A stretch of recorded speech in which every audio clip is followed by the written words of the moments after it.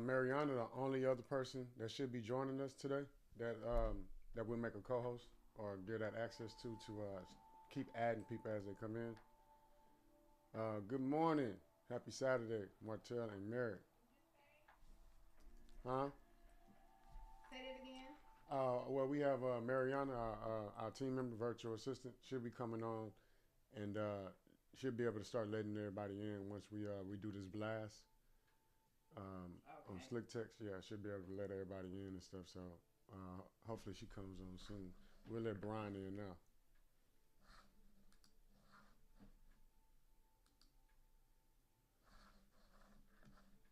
Let's see. Yeah.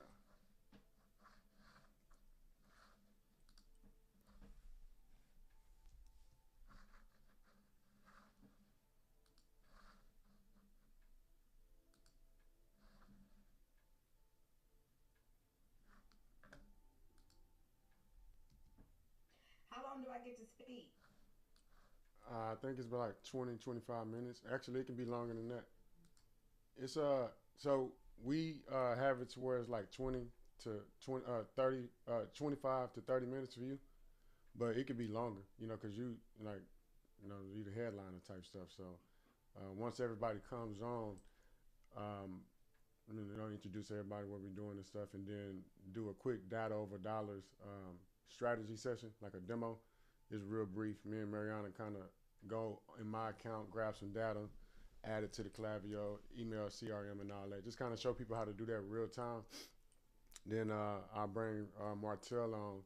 He'll jump into Trust AVO, and right after that, he'll be bringing you on to close us out. And then they'll have like follow up questions at the end for you and everybody. For me, you, Martell, they might have some questions and stuff, but for the most part, yeah, it's gonna be real smooth. Thanks.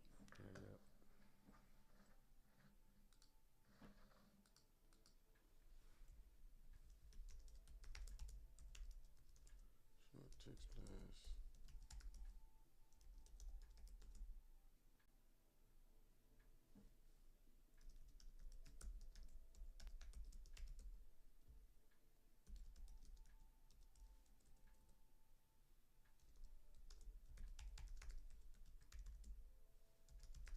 Yo, I'm about to shoot out a blast, so we have like at least another 17 people jump on. I'm about to shoot this right now.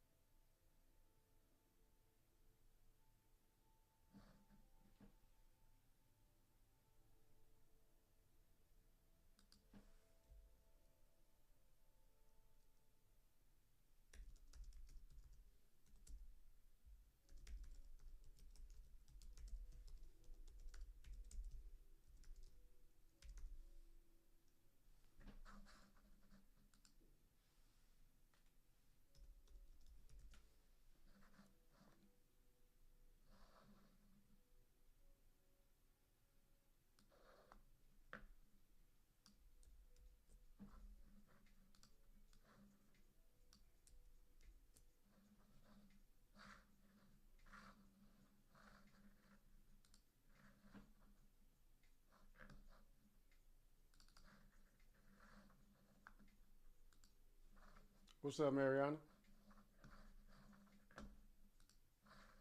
But Yeah. Let's see, Marcus.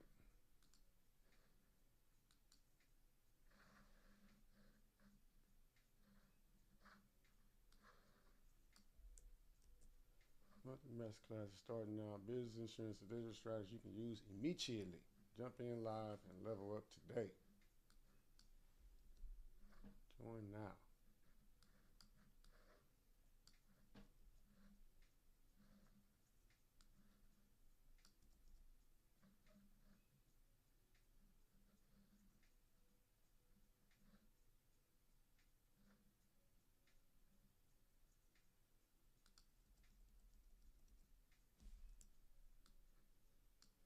Got to shorten these characters up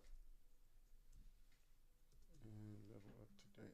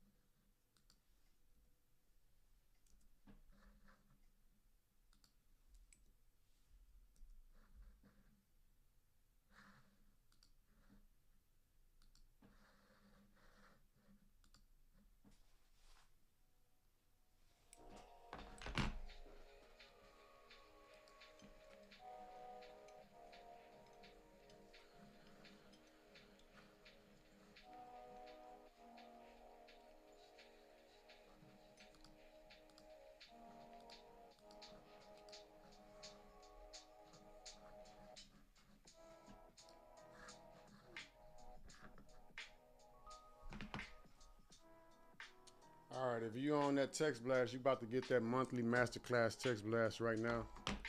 We should have a bunch of people start jumping on. Stop sharing. Let's see what we got here.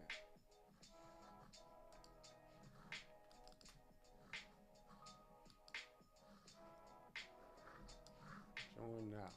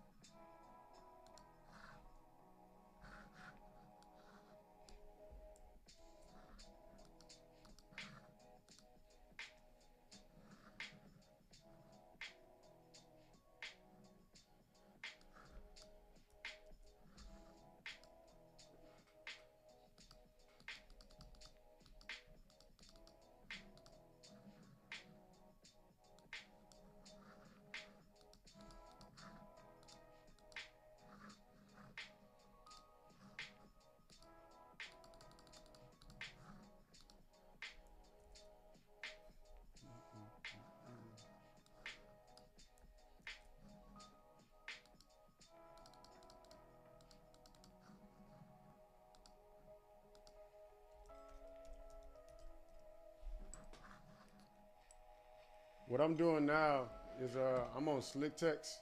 Good morning, everybody. First off, again, we about to add a couple more people to this masterclass. I'm adding a quick text blast out on my CRM. One of my favorite CRMs is Slick Text. This is the one I use. I actually collect the most data using this platform than any other platform I have access to. So I collect the most data from here. I'm gonna show you exactly how and why you should probably have a platform like this too. And why one of my favorite quotes is short code, long money. Short code, long money. Let's see why this thing ain't jumping out. Mariana, can you log into Slick Text on your end and blast this message out, please? For whatever reason, I can't. I'm clicking now, and it's not working out for me. So let's see what works out on your end, please. Let's see. And if you could share your screen, that way people can, and I'll send this message to you. We can blast this exact message out.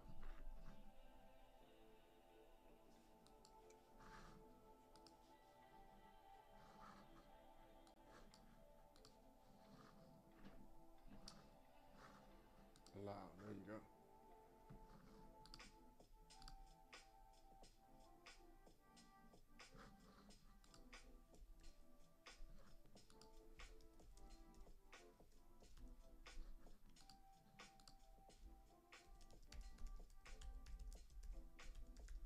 Masterclass blast.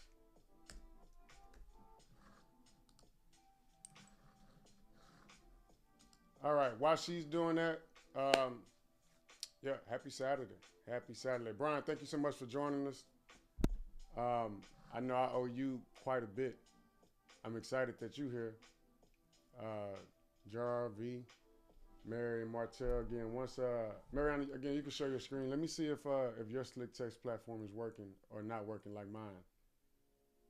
Because I definitely could not send that blast out.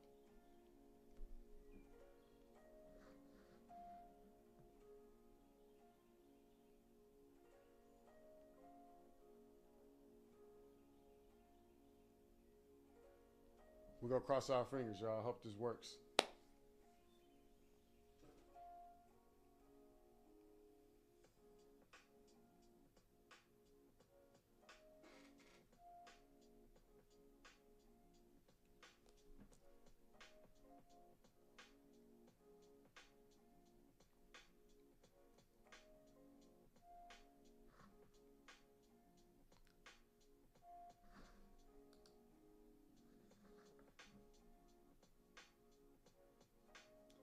While we're waiting on Mariana to load this message up and blast it out to everybody, go ahead and drop your social media handles in the chat. Drop your social media handles in the chat. We want to follow each other on a little bit of everything. We're going to get social. That's what we're going to do. We want to get social. Google Doc.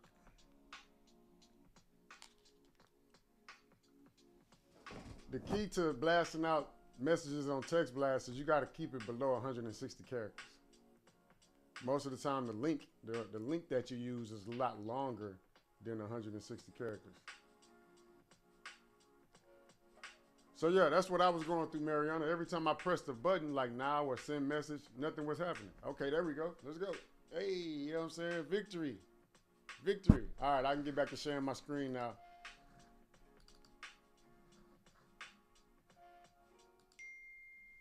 All right, so this particular platform, Slick Text, again, is one of my favorite platforms. As you can see up here at the top, it says all your text words are currently in use. That lets you know that I'm collecting a lot of data because all my text words are currently in use. I have 100 text words to use from this particular platform, 100. What does that mean? That means that every time I come up with an idea or a way to collect some data and I come up with an event or I need a keyword, I have the ability to create up to 100 keywords for my brand, for your brand, and for the brands around me, right? So some of those brands, they want a active. Amen. I was talking to some pastors the other day. I say, hey, pastor, you know, if you stand up there in front of the pulpit and tell everybody, you know, join church and sin and all this other stuff, that's one way to get people to join and one way to get people to donate, especially virtually. But if you just say something like, hey, if you can hear the sound of my voice, text the word amen for your chance to receive some daily scriptures, some monthly scriptures, some Bible verses daily from your pastor, from us, your favorite church, your favorite spiritual housing, right? Some people want that. When they want that as a pastor, as a reverend, as a whatever, right? They would text the word amen to 888-111 and now get those messages daily, monthly, and the reminders to come back to the church. And to come back to the church. So I'm bringing up church because church is a business, right? A lot of people need more people, more butts in the seats. You need more money in the tithe and offering bucket. We got Black Friday, Cyber Monday, BFCM. I made this word for my family members, right? Again, I'm showing you that we're using these platforms, yes, for business. But sometimes when you have these platforms, you can use them for a little bit more than just business. So if you text the word Bowers right now, BOWERS, to 888-111, you'll see what I was telling my family. I told my family, I was at the reunion the other day, I said, hey, everybody grab your phones. We want to stay connected. If you can hear the sound of my voice, grab your phone, text the word Bowers, your last name, to 888-111. So after this event, we can all stay connected. I'm going to invite y'all out to all the little kid birthday parties. We're going to invite each other out to all the kickball tournaments that we have at the park. You're not going to miss out on nothing else because you're going to be connected via this short code. Cupcakes. Dax. Dax is a good one. I love Dax. Dax is a company. You look up Dax. Let me show you. Dax is one of our favorite clients that actually hit the ground running. Hit the ground running, man. Look at Dax, man. If you ever been to Dax, man, shout out to you. You see, they bougie, too. They bougie. They ain't following nobody. You know, anytime you're on Instagram and ain't nobody following you, you know what I'm saying, or you ain't following nobody, that mean they bougie, man. You know what I'm saying?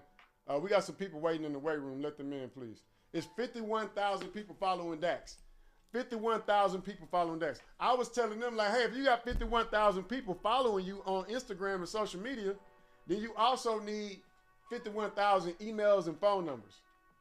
Because the money's not on the ground. The money's not on the ground.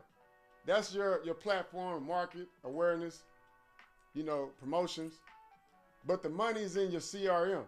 And so we want to transform this 51.6 thousand followers into data. How do we do that? We went over there to good old Dax. We told him, we said, hey, Dax, check this out. This is what we know. We know that everybody's coming to your establishment to eat, drink, and smoke hookah. And every time they come, you got to hand them a menu. You got to hand them a hookah menu, food menu, drink menu. Instead of handing them the menu, how about you have them, don't screenshot the QR code like most restaurants do. You know how you go to the restaurants, you be like, where the menu? They be like, oh, it's right there on the QR code. And everybody doing that think that that's the wave, but it's not. The wave is the short code. Instead of them screenshotting the QR code, instead of you walking up to them, handing them an actual menu, what you do is you have them text the word DAX, D-A-I-Q-S. You can do that now too, just to see what happens. D-A-I-Q-S to 888-111 to receive the menu. And when they get the menu, guess what you get? You get the phone number to tell them to come back after the visit. Now, how many restaurants have you been to where you go in, you spend about a couple hundred, 200, 300, depending on how much you're eating, drinking, desserts, appetizers if you're rich? I don't even know why they be coming up to me when I'm at restaurants, somebody, hey, you want an appetizer? No, I don't want to spend more money here. I just want the entree. Give me some lemon water, you know what I'm saying? Little sugar on the side. I'm going to make my own lemonade. But they want to come with, hey, you want appetizer? No, I don't want none of that. But you do want them to come back, right? You always want them to come back as a business owner. So when people come in and ask for the menu, it's one thing to give it to them. It's another thing for you to give that to them so you can get something from them. You get their phone number like you see here, and you're able to tell all these people to come back and see you after they leave. Come back and see you after they spend some money with you at the restaurant.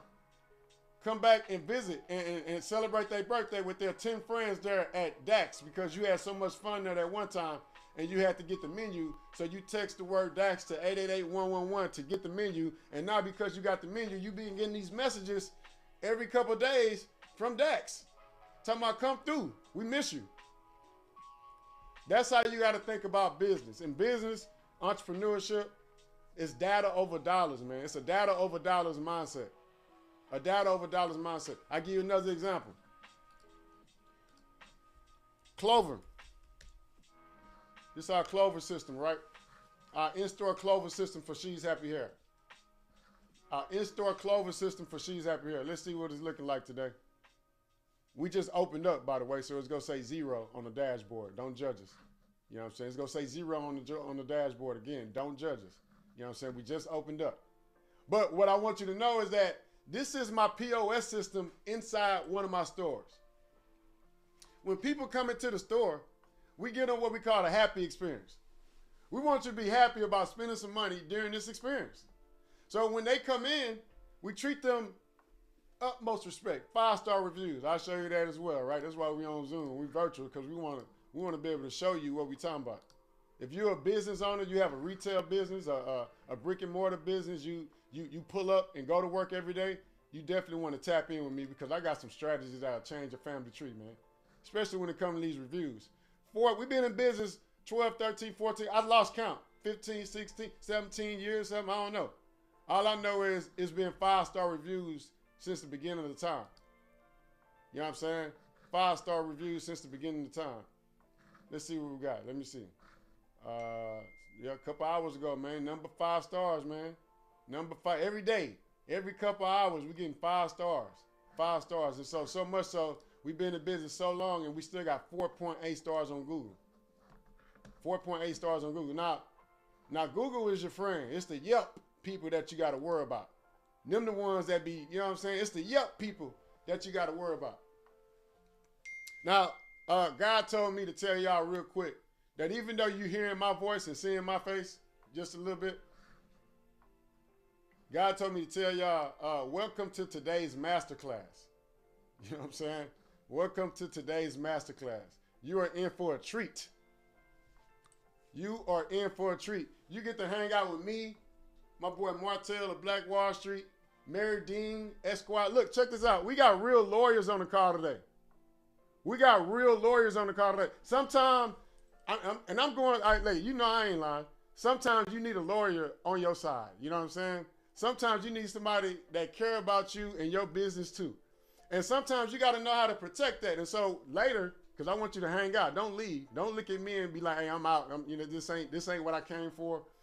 Don't leave. We got insurance that we're going to be talking about for your home, for your family, for your business. We got business disputes, business litigation, business structure, all these things to protect you and your brand. A lot of things that we're going to be talking about today, but I want to just start off by showing y'all some of that short code loan money stuff, man. That's some of my favorite stuff. But look, this is what I was getting at. If you have a retail store, like I do, and people are coming in, walking into that retail store, you want them to come back later, right? So when they come in and they experience She's Happy Hair and they checking out at the register, just like the other billionaire companies do, when you go to the mall and you go to some of these stores that make all the money, they ask you for your name, number, email, shoe size, social security, whatever information you want to give them, right? What we ask for in the store specifically is your phone number first, because that's the easiest piece of information to get. As you can see, I say one of my favorite platforms is Slick Text. You know what I'm saying? Slick Text. Let me see what my words at. Let's see what happens. I like showing numbers. I like showing numbers. Sometimes you got to show people numbers. So this is 106,000 phone numbers that I got in She's Happy Hair right now. 106,000. Now look, it took me a long time to get there. These are customers that already spent some money or customers that don't mind spending some money. That's 106,000. Can somebody do the math for me and tell me what 377, because that's the average transaction at the register for me right now. 377 times 106,000. Tell me what, do the whole thing. 106,145 times 377. What number is that? I don't even know what that is. I've never been good at math. I'm a spelling bee champion. I know my limits. You know what I'm saying? We got a human calculator on here, I'm sure, that can help us out. But when you go to the store, let's put Houston up, because we ain't, you know what I'm saying, we focus on Houston. We ain't ordering here in Arlington right now. You know what I'm saying? We ain't got no here in Arlington right now, so we're going to focus on Houston. Boom, Houston, we already paid, baby, $817. We made some money already. We made $817 in one of the stores, and I'm excited because we got a couple more hours to go. Now, when people come to the store, the only way to get them to come back is if you get their name and data and information at the register. The reason why I consider this a data over dollars mindset is because every time somebody come into your store, every time somebody come to your register, every time somebody transact and check out, you always worried about collecting the dollars. You always worried about making money. I know this because most entrepreneurs count the money at the end of the night, at the end of the day. We want you to start counting the data too. We want you to start counting the data too. If people come into She's Happy Hair to buy some bundles, and when they get to the register, if all my team members did was took some money and gave them some hair, those people might not come back and see me. I don't want to hope in business. I want to know in business. And the way you know in business is by telling people what to do. Why you think Amazon and Jeff Bezos is telling everybody what to do via email? I'm going to go and get my boy Martell going real quick, man. You know what I'm saying? I'll let y'all know, man, because we got this insurance thing going, right? But I got to close out with this before I come back after my girl Mary crush it and change y'all lives. So Amazon, I'm going to ask. We're going to ask ChatGPT. How many emails does Amazon send during Amazon Prime Day to promote advertising? Advertise. Do we want to do leading up to or the whole thing? That's it. Let's see. Explain in detail. Here we go. Let's see what we got here. What time is it, man? Time 10:25. All right, I'm right on time. Yeah, they do. Give me the number. Let's see, man. 3, 6, 2 to 4. Yep. Yep. Nope, that ain't what I'm looking for. That ain't the answer I'm looking for. Let's see here, man.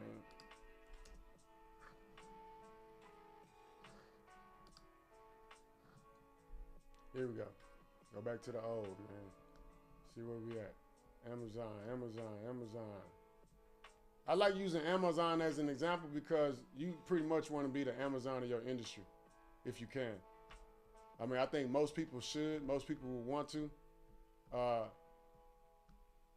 Why Amazon can send so many emails without burnout? Here we go.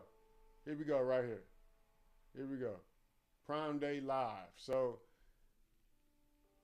I read that Amazon sends 1 billion emails to promote Amazon Prime.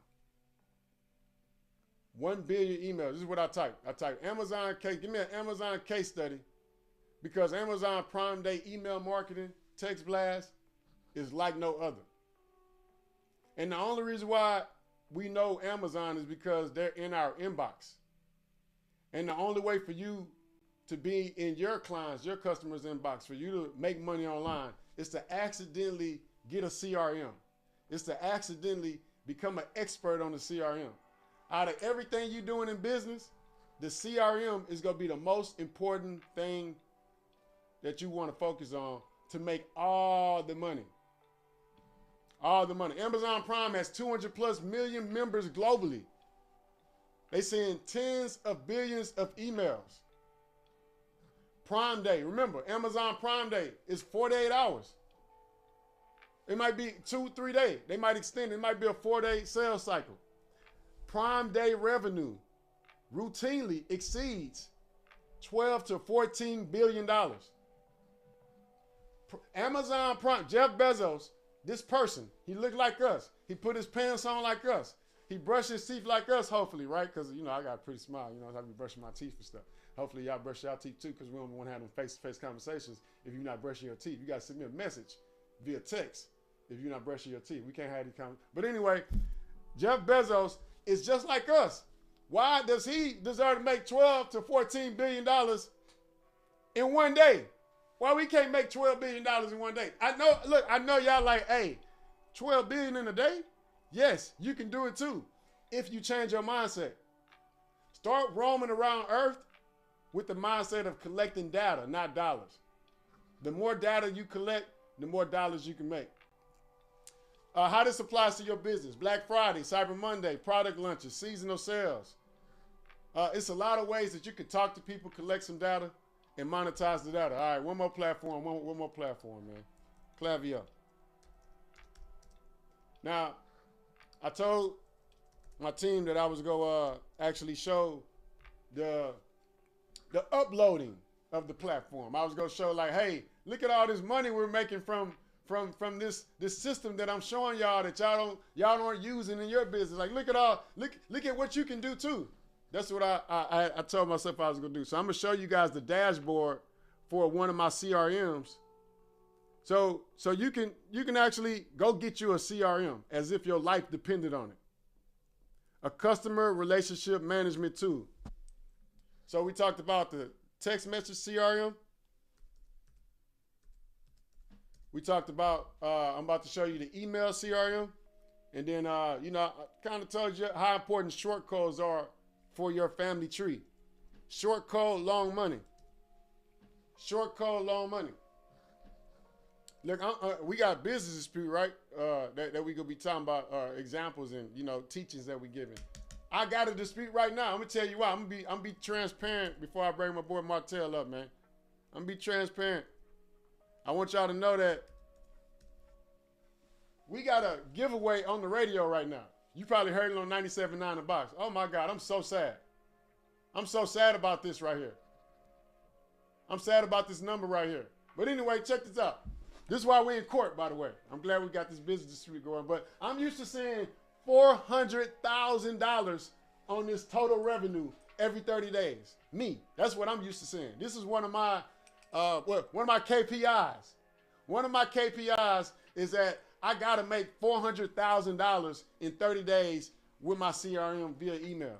As you can see, it's only at $167,000 right now. I'm sad. I'm sad. Some people see 167,000 in 30 days and they happy. I'm not happy here right now. You know what I'm saying? Because I'm used to seeing 400,000. Now, with this platform, you get to communicate to people that's not in front of you. You get to get money from people that's not in front of you. You get to get these type of results from people that's not in front of you when you utilize the CRM. We just let somebody else on. Man, any questions, comments, concerns, you can hold them till after Martell and Mary goes, hops on. It's a lot of money to be made when you're working together. If we had the short code that I just showed y'all on the radio during this giveaway that we have for this She's Happy Hair makeover, we would make more money than we've ever made before. But because we don't have that short code on the radio, when you hear the She's Happy Hair giveaway or the makeover just in time for Valentine's Day, when you hear the She's Happy Hair jingle on the radio or 93.7 The Beat or 97.9 or any station city that we had the stores in, if you don't hear that short code at the end, we not gonna win the best way possible. If you just tell people on the radio, hey, go to sheshappyhair.com, check us out, they might not go check you out. But if you give them something that we call a whiff 'em or what's in it for me, hey, go to sheshappyhair.com, check us out. By the way, text the word happy to 888-111 for your chance to win free hair for a year. Or text the word happy for your chance to sign up for the makeover. You know how many people would be texting in when they heard that on the radio for their chance to sign in or sign up for the makeover, for the giveaway? But we don't have that. So when you hear that on the radio, know that that's one of the reasons why we're in court, because I got these strategies that I'm trying to use that's going to change our family tree. And then we got these disputes that's taking place that's obstructing me from doing so. So enough about me. Y'all see I got my Texas hoodie on and stuff. You know what I'm saying? I've been sad ever since my boy Stroud, just interceptions, just fumbles. I thought he had money on the Patriots for a little while, man. I thought he had money on the Patriots for a little while, man. So speaking of Texans, I got Mr. Matthews, Martell Matthews. Y'all probably see him around the city. Probably see him online. Probably see him on a bunch of Masterclasses, teaching and leading. He always got this cowboy hat on, right? He's always branding himself. He's always connecting the dots and also always letting you know how you can benefit from insurance. He's the COO of Black Wall Street. Again, follow Black Wall Street on Instagram if you're not already. He's also the CEO of Trust Avio. And if you don't know what Trust Avio is, you ain't been around enough, because that's all he talk about. And he gonna talk about it right now, man. Coming to the stage virtually, of course. Martell Matthews, brother. Take it away.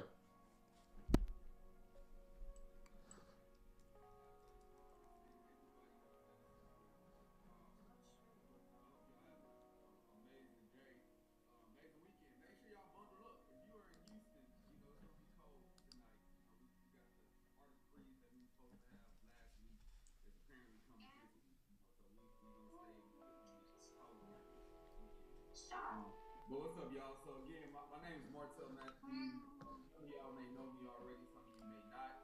I am a serial entrepreneur. I've been an entrepreneur for over a decade now, for almost 15 years to be exact. But what happened with me is when COVID came, I got out of corporate America, and I said that, man, God was telling me at that point in time that it was time to go all in. All in. And matter of fact, as we talk about going all in the chat, I want y'all to type in all in. Type in all in the chat. If you had a moment in your life where you had to decide to go all in, there was no turning back, you had to burn the boats, burn the ships, and go all in on something that you was gonna do. Well, that's what happened to me, my friends, in 2020 when COVID happened. My God in my life, I said I had to go all in. So I started really diving in and focusing all in on my entrepreneurship, all in on digital marketing, all in on helping protect families. And ever since I've been doing great. You know what I'm saying? I've been in I call it the jungle. So you have the zoo and you have the jungle. Most of us grow up living in the zoo. We're in the zoo where, it's safe, it's cages, they protect us, they tell you when to go to work, when to come home, when to take your lunch break. You gotta be back before your lunch break's over. You gotta go to bed at a certain time to wake up, right? And then when you entrepreneur, you're now in the jungle. There's no, you set the laws. You don't have rules on what time to go to work, what time not to be at work. So you create your system, you create your ecosystem. But to me, that's one of the best things you can do, because when you do that, you start to have a paradigm shift, and you really start to be the creator of your own fate. So today we are going to talk about a bit of what you should have when it comes to protecting your insurance, but also want to just talk to y'all real, right, for a little bit. I ain't gonna be on here too long. Y'all know I can talk for a long time, but we definitely gonna have some real conversations. Before we jump in, I want you all to pull out your phones, get your phone out, and I want to make sure that you go to your Instagram. And if you are not following the speakers that are coming to talk to you today, I want you to follow us, right? I want you to go pull out your phone. Obviously, you can follow me, Martell Matthews, Martell 1L, Matthews 2T's.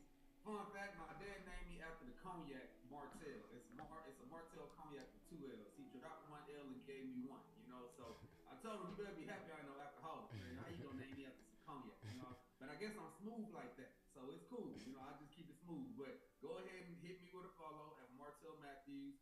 Then, after you follow Martell Matthews, go and follow our brand. Listen, my company, Black Wall Street, is so dear to my heart because we started this company in 2015. We just celebrated our 10-year anniversary. Look, you missed out. If you were not there, you missed out. Come, make sure you're there this year, November. We'll have our legacy weekend again. We rented out a mansion. We had a mansion party. We had a business conference, right? We had different speakers come. We gave away. We had a winner who did a pitch competition, right? So imagine like the Shark Tank, but Black Wall Street style for our people, right? We had fun, man. We learned, we fellowshiped, we got together. We had a Zydeco band that played some music in the background, and we just enjoyed the whole anniversary. But at Black Wall Street, what our company is about and what we do, our mission is to really help empower our community with tools, opportunities, resources, and education. Right? They say our people perish because of a lack of knowledge. So for us, we want to be the gateway, be the bridge to the knowledge that we typically don't have. Right? You just seen Marcus Bowers show you about having the CRM and a database. This is a man who's made over $100 million. Understand that. Understand who y'all are on the Zoom with right now. Y'all talking to a man who's made over $100 million. You talking to a man who's grown a brand over 1 million followers. And you're going to hear from a lawyer who's been helping people make millions of dollars for over a decade, right? So you got some high, powerful people on this call, and it's important that you get around individuals who are doing revolutionary things, right? 2 years ago, my word of the year was revolution, right? I always pick the word of the year. It's revolutionary, because that's everything I wanted to do. I wanted to be revolutionary.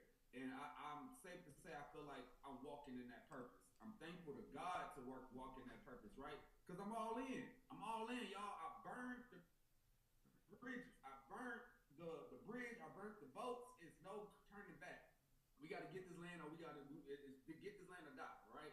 I ain't getting rich or dying. I'm going to heaven. You know what I'm saying? And I'm living. All right? I'm staying on top of my game and my P's and Q's, and I want to take you with me, and I want you to come. That's why we have you on this webinar. So definitely, if you want to tap in with Black Wall Street, we'll drop a link in the chat. Mariana, if you can drop the link for people to join the hub, they can join the committee. We have 4 different committees that you can become a part of for Black Wall Street, where you can help give back. We got a business committee. We have a volunteer committee. We have an event planning committee.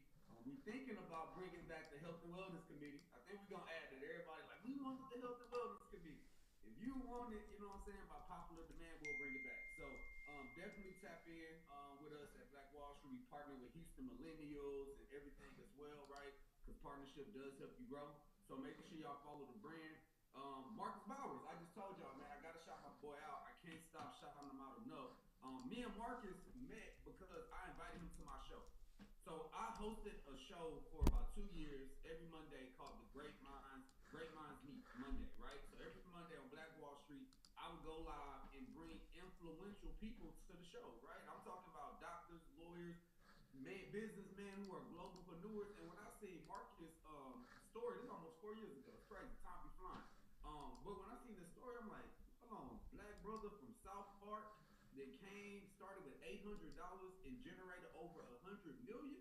My people from South Park. My dad, my whole life was lived on MLK and South Seas, right? I lived in Mo City with my mama, so I'm a Mo City, South Park baby. So I'm like, hold on, man, this is a brother after my own upbringing, and he made $100 million. I said, we got to tap in.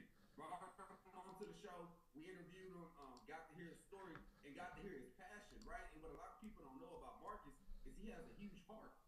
He has a huge heart for people.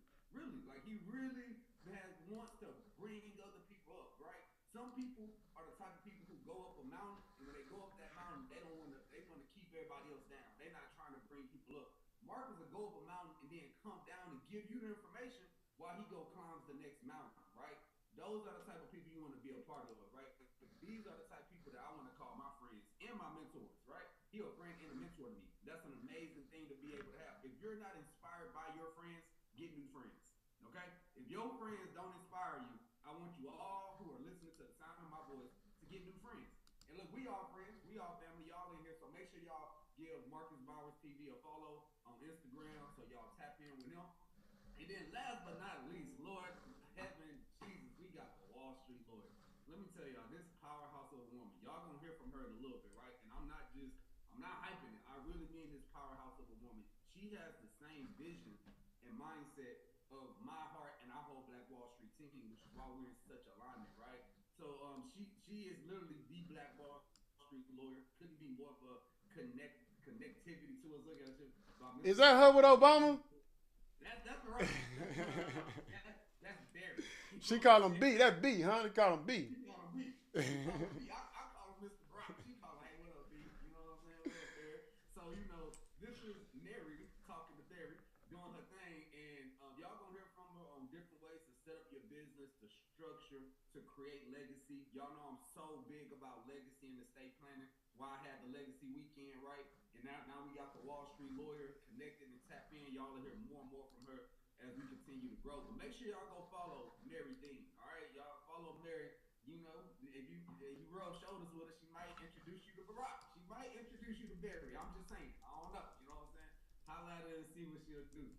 But if you tapped in with me, and if you just follow everybody that I told you to, type a 111 in the chat. Give me 111s in the chat if you followed us and if you tapped in and if you loving what you're doing on this Saturday morning. You could be anywhere in the world right now, doing anything in the world right now, and you're getting better. You are getting better right now. You are literally tapping in to get better. So, kudos to you. Pat yourself on the back. A lot of times people don't applaud us, right? When you're an entrepreneur, people don't give you your props. People don't give you your congratulations. So I'm telling you, I'm proud of you. I'm proud of you for waking up and getting on this call today. Because a lot of you might not have heard that. Other people might not tell you that, but you got to tell yourself you're proud of yourself every day when you wake up, right? Because a lot of times we don't get that. We don't get that validation from the world. So give it to yourself and get around like-minded individuals. So again, I'm not going to be long-winded today. I'm going to talk a little bit about insurance, a little bit about how you should be protected and trusted, and then I'm going to pass the ball to Ms. Mary Dean right here as the Wall Street lawyer. Before I get started, I want to ask y'all something. What does Michael Jackson, Whitney Houston, and Prince all have in common? Other than the fact that when they passed away, right? Prince passed away in 2016. Whitney Houston, amazing voice, amazing personality and talent, passed away in 2012. Michael Jackson, where people almost cried and fell out. Man, when Michael Jackson died in 2009, it's like the whole world stopped. Whole world. I remember it. I was 2009. Jesus, I was still in school. I was in school, and I remember feeling like the whole world just paused, right, when they passed away. But something that was interesting to me when I did my research. I'm a researcher, right? I like to dive deep. I like to be like an onion. I like to cut into an onion and go into the layers. I don't just give me the surface level. Give me something deeper, right? And when I started to do my research, I said, why are all these immaculate, beautiful, talented Black brothers and sisters who are at the top of their game, the biggest in the world, not just America, the world, why are they passing away and not having protection? I said, hold on, this got to be systematic, because this is crazy. One thing that happened with all three of these legendary singers, other than them being legendary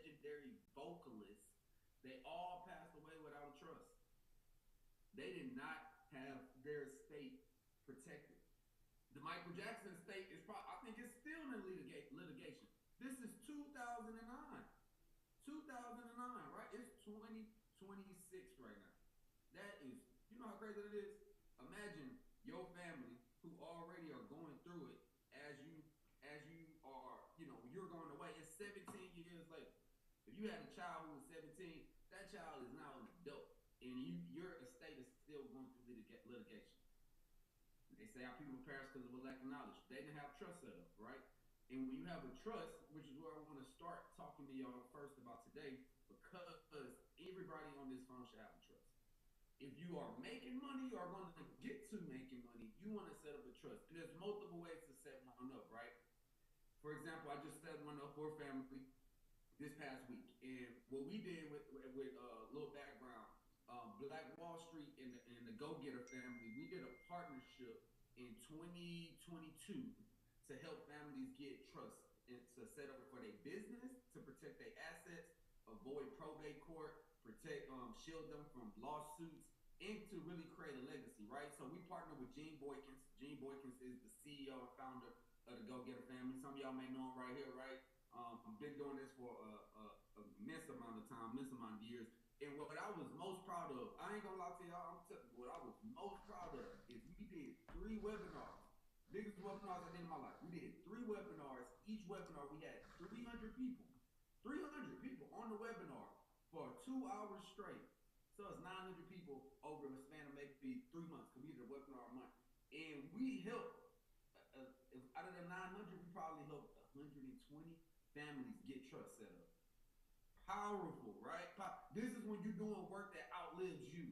This is when you're doing things that's big. It's bigger than Martell Matthews. It's bigger than Black Wall Street. It's bigger than Marcus Bowers and Mary Dean. What we doing is bigger than us. It's a generational curse breaking that we doing. We creating new generational habits. We creating generational blessings, right? When you really set this stuff up, because our families don't have these conversations. Y'all, we don't sit and have these conversations about protection. And when you start to have, you need to protect, right? Growing up, I'm the first man in my family to go to college. First man in my family to get a degree. I'm also gonna be the first man in my family to be a millionaire. Next 24 months, mark my words, said it here, you're hearing it live, I'll be a millionaire. Next 24 months, you're hearing it live. First man in my family to do that in my 30s, right? What's going on, man? We're on this masterclass, man. It's going down. I don't have somebody to lean on other than my friends, right? My Marcus Bowers, Marys, the people I connect with, to know how to structure and protect my assets. And I speak life into each of you that's on this call that you're going to be the first millionaire in your family. You're the first 100,000 in your family, right? Because really, after you make about 250,000 a year, everything else is just, you're just making additional money paying taxes. But you can be the first one to make $250,000, 300,000, and keep doing it. Guess what? If you do that, and you don't. We're on this masterclass, man. It's going down, man. We talking data over dollars, insurance, and business disputes. That's what we're talking about. We got Mary on the call. We got Martell on the call. We need you on the call, man. Click this link. Click the link. Join us, man. It's virtual. We're on the call right now. Join us. Tap in. Whitney Houston, Prince, where they family, half of their estate is going to the government, and they talking data over dollars, insurance, and business disputes. Type trust in the comment. If y'all are following, we got Martell on the call. We need you on the call. Before you fall asleep, I want to make sure you're with me. You know what I'm talking about? So type trust in the comment if you are interested in learning more about getting the trust. But there are multiple types of trust, right? So there's one thing that you do need to know. When you get a trust, one, you want to have a consultation. Anyone who's on this call with me, I'm not a lawyer. However, I do work with lawyers, and I can give you a consultation because I am a licensed financial advisor and insurance agent, which we'll talk about here in a second. But if you're interested in getting the trust, there are multiple types. You can get a trust to protect your business. You can get a trust to protect your family, and they're not as cost extreme as you think, right? The monthly masterclass has started. Y'all know I've been doing these masterclasses every last Saturday of the month since 2020 COVID, and I haven't missed a Saturday.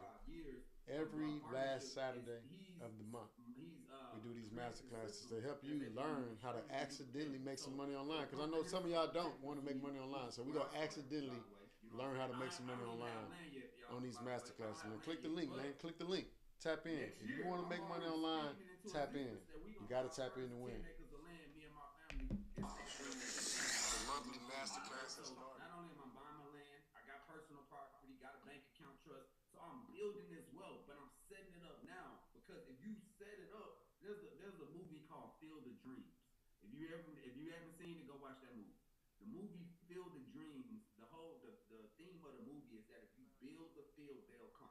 It was a coach who wanted to have this little country town and have people play baseball and learn life lessons from baseball, but it was nowhere for people to play. And so somebody told him, build it and watch they come.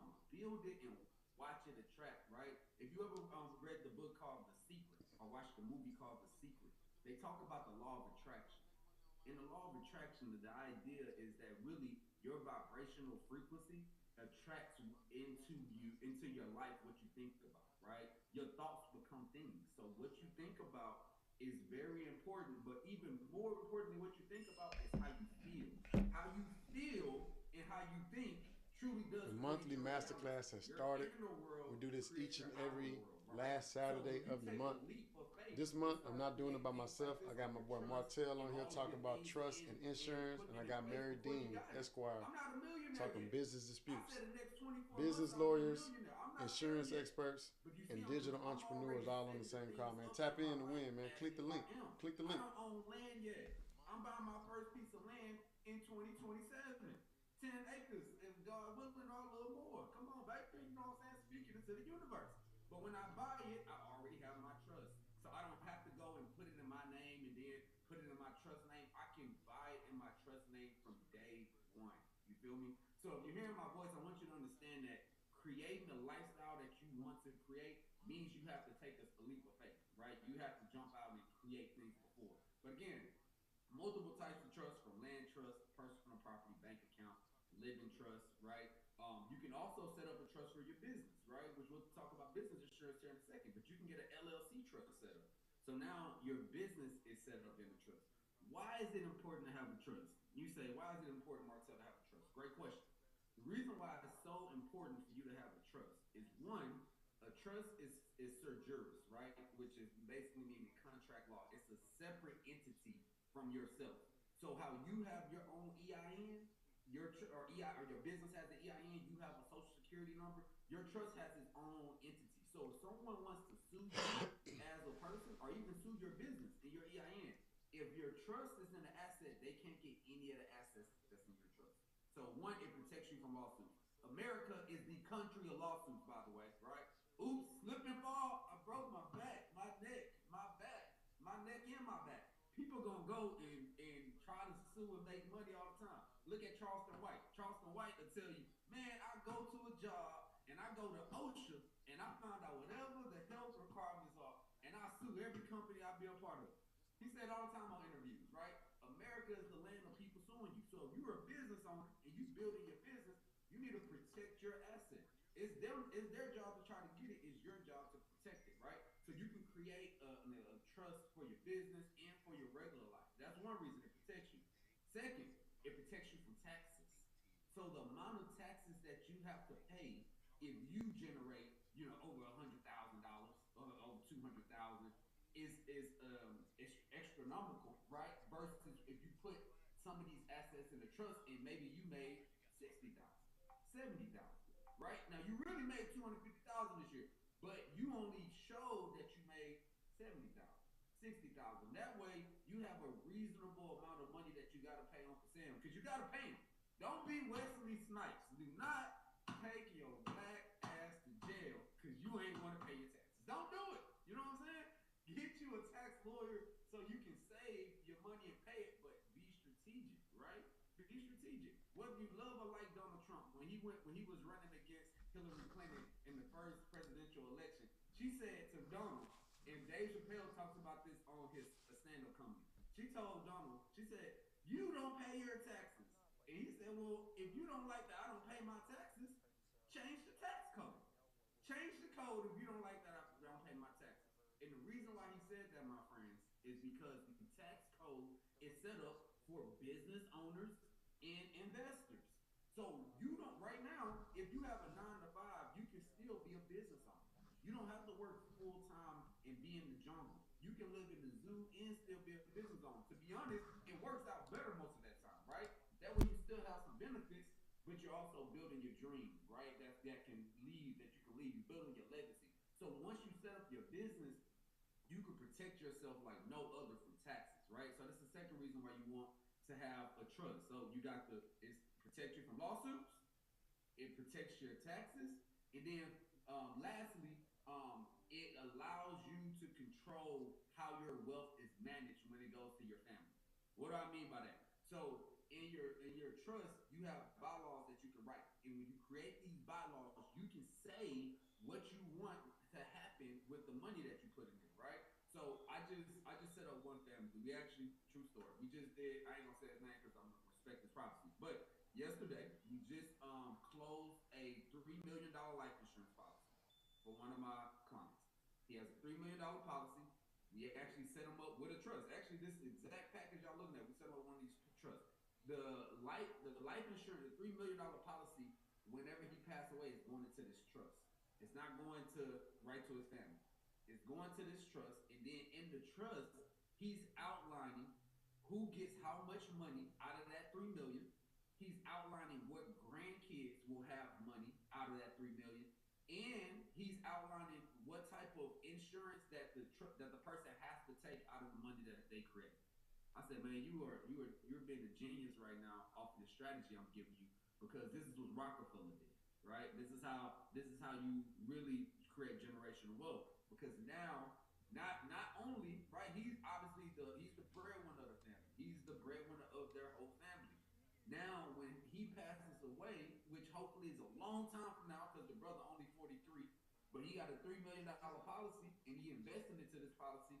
So when he does pass away, his family gets $3 million in the trust, but they don't get it all at once.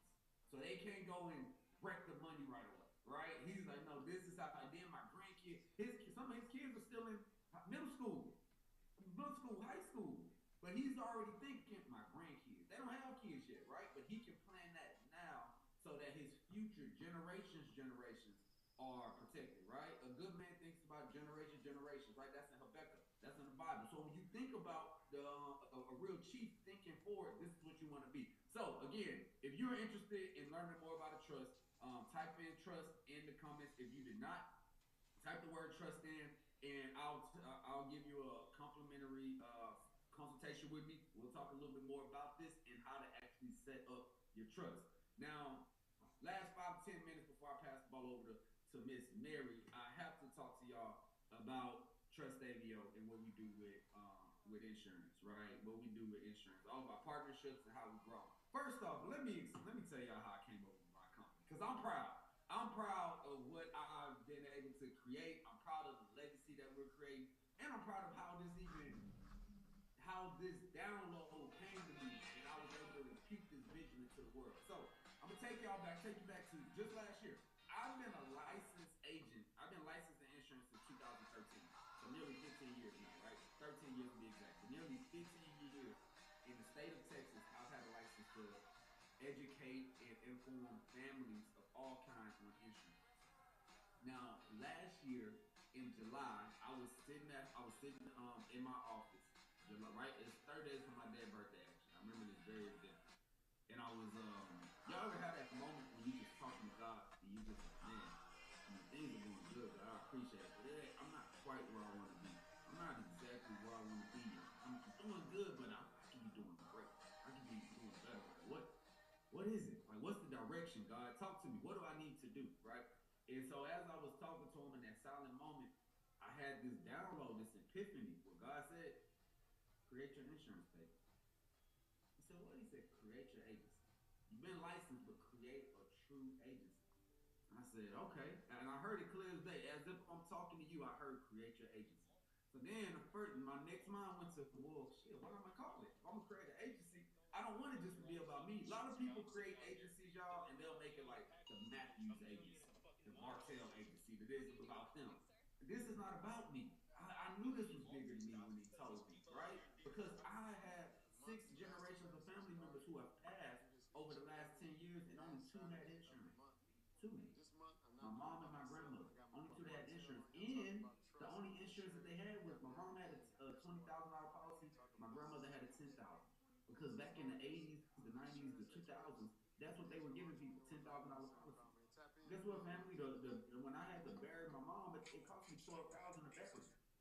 So not only am I was I at the time back when this happened, this 2013, not only or 2015, not only was now I no longer have my mother at 22 years old, also the 20,000 I just got, 13,000 gone. So I didn't graduate college. I actually moved to Barcelona, Spain after this. I'm living in Barcelona. I'm in Spain. I graduated college, and I'm sitting here, $7,000 to my name, and no mama to call. Come back to Houston. I'm basically homeless. I lived with my mama growing up. So I'm having to see like, dang, right? I got to live with my dad. I'm live with my grandma. What I'm gonna do? I'm couch hopping. I'm trying to figure it out. And if I wish, right, somebody would have had a conversation with my mom where like, hey, at least have 100,000 in place, 50,000, have something because you don't understand. Your son is not gonna have you, and he gonna have to figure this out. He gonna blow through the money because he ain't gonna know what to do, but he gonna have to figure this out. So when you have kids, y'all don't think about this because you living right now. Your kids living. Some of y'all might have lost your grandmother and your parents, right? So then you start to feel it. But when it's gone, you want them to have something to help them figure it out because it's tough when you don't have somebody. So again, July 2025, last year, I'm sitting in my office. My office on the San Felipe in the Galleria. I'm sitting in my office and I'm like, God, help me. Like, what do I need to do? I need some guys. I need some help. He said, start your agency. I said, all right, I hear you. All right, I'm gonna start an agency. I said, I'm talking to myself like I'm talking to you. I'm like this, talking to myself out loud. So I'm gonna start an agency. All right, what I'm gonna call it, right? I want it to be bigger than me. And I know one of the most important things about insurance or about life in general is trust. People gotta trust you. People gotta like somebody gotta trust, right? I said, okay. So I know I want my agency to be about trust. Type trust in it. If you with me right now, because I'm pouring out real game to y'all, telling y'all the real story. So type trust in the comments if y'all will follow me right now. Type trust. But I said, people gotta trust you. I said, okay, cool. And then for whatever reason, I had a vivid picture in my brain about aviation. Literally, I said, man, you know what? I was thinking about it. The way the aviation field with planes had changed and revolutionary the way that humans travel. So before aviation, we started first. We were on walking. Then we went from walking to being on horses. Right? We would tame a wild horse and start riding a horse.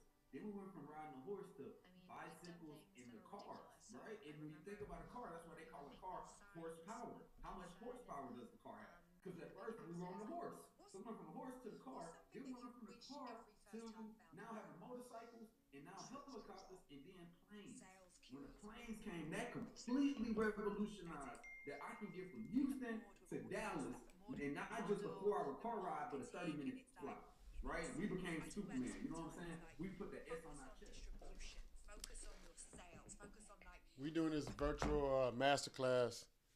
You can go on my IG, go to my stories, click the link, and join this masterclass. If you can see me on Twitch or Facebook or YouTube or TikTok or Instagram, because I'm live on a lot of different platforms, you can actually tap into this virtual masterclass right now today and probably change your family tree. So tap in. Somebody will come to your church and the insurance man will be there. 2, you'll go to the insurance office and go do insurance at the office. Or number 3, somebody will come to your house, be sitting in the living room with mama and grandma, mama, and everybody else, and y'all talking insurance. Those are the 3 ways that people would get insurance back in the 90s, the 2000s, right? But in 2026, millennials and Generation X, we're grown, right? The millennial is 30 to 45. Generation X is 45 to 55, 60. We're savvy. We will hop on a Zoom call and have a call before we invite you to our house. And we ain't trying to pull up to no office. But the insurance industry is so old, it hasn't caught up. So Trust Avio became born because I put trust and I did aviation and told ChatGPT to create some options of names. And when it did Trust Avio, it dropped off Asian, Avio, and Asian, and then I like that. I like that. Trust Avio was born, baby. So that's my company. That's how I came. Yeah. So why insurance? I appreciate it. You know what I'm saying? Hey, I'm gonna pass the collection plate around in a little bit. I don't know who's how on it, but I'm gonna pass the collection plate. You know what I'm saying? Give me $1, give me 10, give me 20 if you want to win. You know what I'm talking about? But yeah, I appreciate that. So look, that's how Trust APO was created, and why is it important for you? So why is it important for you is because one, you can actually get very affordable monthly premiums with your insurance and have a protection that protects your family. It does not have to be out of this world, right? Sometimes insurance agents will oversell you. They will oversell you to make a higher commission. I don't want to have a higher commission. I want to make sure your family's protected in the good times and the bad times, right? Not here to oversell people. Now, if you're setting up, we got different types of systems. So one, what you'll do is, if you're interested, you book a free consultation. We'll choose your plan. We can review your plan you currently have. I review plans all the time, by the way. And sometimes you are actually not in a good plan. Like I just reviewed a plan of a friend, and they oversold my boy, right? They oversold him a lot, and he's still paying that amount of money when he can be paying a lot less for what he's doing, right? And now we're talking about what he can do, because you can convert your plan and still be good, but just save money on your premium. So if you don't have insurance, we can talk. If you do have insurance, we can talk, and we can talk about different ways of what options for you. I'm gonna say these options, and then I'm gonna be gone. All right, I'm gonna leave, and I'll catch you in the morning. Now I'm gonna say these options, and then Mary, it's gonna be all up to you. So, On the blow. yeah, exactly. So the six types of options for insurance, right? I want y'all to be educated, so I'm educated. Number one is term insurance. Now, I got mixed feelings about term, and I'm gonna tell you why. I have mixed feelings about term because our community, black and brown people, have been sold and marketed term for most of our lives to no prevail. The reason why I say that, they'll market term to us because it's cheap. And you know, most of our community, we stuff that we should actually spend more money on, we want to be cheaper. Take your time. And then shoes, cars, clothes. We'll buy that LV. We gonna buy that Louis V. We'll buy that chain. We gonna spend it. Turbo! Come on. What's the spend money? Come on now. Catch the Holy Ghost. I'm out here giving gems. The stuff we supposed to really spend money on, we cheap about. So we like, man, I need some $20, $30.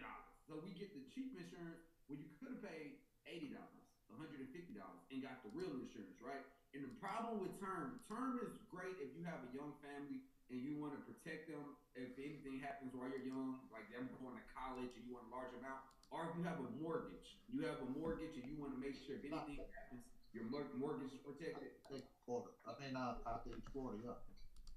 Oh, I got a hot mic. That's when you want to get term insurance. But you want to term. The problem with it, if you only have term without a whole life or an index universal life, is that the max you can do is 30 years. The max you can do. So I tell people all the time, look at how old you are right now and add 30 years to it, or add 20 years to it. Most people, when they think about getting insurance, they're around 40, right? Maybe 50. So add 40. So if you're 40, you add 30 years to that, you're 70. Think about your grandparents, or think about your parents. How old are they right now? If they are over 70, we typically outlive our next generation because we get healthier, wealthier, we know how to, we got more sense, right? So unless something just out of the world happens, we're probably going to live until the age of our parents or grandparents, if not longer. So with term, you'll get this insurance and outlive it. And by the time you need to get insurance again, you're not making the type of money you were making. And the cost of insurance goes up because they know you only got about 10, 20 years left, right? Give or take. So they're going to charge you something that you usually can't afford. So our community has been burdened by people selling us term without explaining it to us, right? Not saying you shouldn't have it, but you should understand it so you get it properly, right? So that's term insurance. Whole life and IULs. These are what I probably offer and market the most. I love Index Universal Life, even though they're not for all people. You got to really know what you're doing. Whole life is going to protect you your whole life. You got a guaranteed protection for your whole life, and you do generate some cash. So you do got some money in the account too that you can use to pull out, right? It's not a whole bunch, but it's enough where if you need to take a loan, you can take a loan from yourself, and it typically is getting about 8% a year for the money that you put inside. So that's where you get the whole life policy. Index Universal Life, I love this policy for people who are looking to utilize insurance as a way to become their own bank. So, for instance, I told y'all earlier that I created a $3 million plan for a gentleman, right? That $3 million plan, we put it in the Index Universal Life. This guy is making good money yearly, and so he's paying a good amount into this policy yearly because he's in real estate. Well, what happens for him is a lot of the times he has to float his closing costs. So when he floats that cost, he may need 50,000, 30,000, whatever, to just to float it until the money comes back. But that money will come back. So instead of him having to go get a loan or get out his bank account, he now can come take it out of his insurance policy. One, tax free. You don't got to pay no interest. Pay it back to his insurance policy where it's actually growing. Because if he leaves that same 50,000 in his bank account, well, shit, how much money you make in your bank? 0.008%, right? Your money's not growing. And then if you put it in a CD or in something that you got to let sit for 5 years, 10 years, he can't get lit. It's not liquid. He can't get to it, right? Whereas with an Index Universal Life, he can actually utilize this money, put it back into his insurance. He has his protection. He's banking with himself. BYOB, become your own bank. Infinite banking. This is how you do it. Again, it's not for everybody.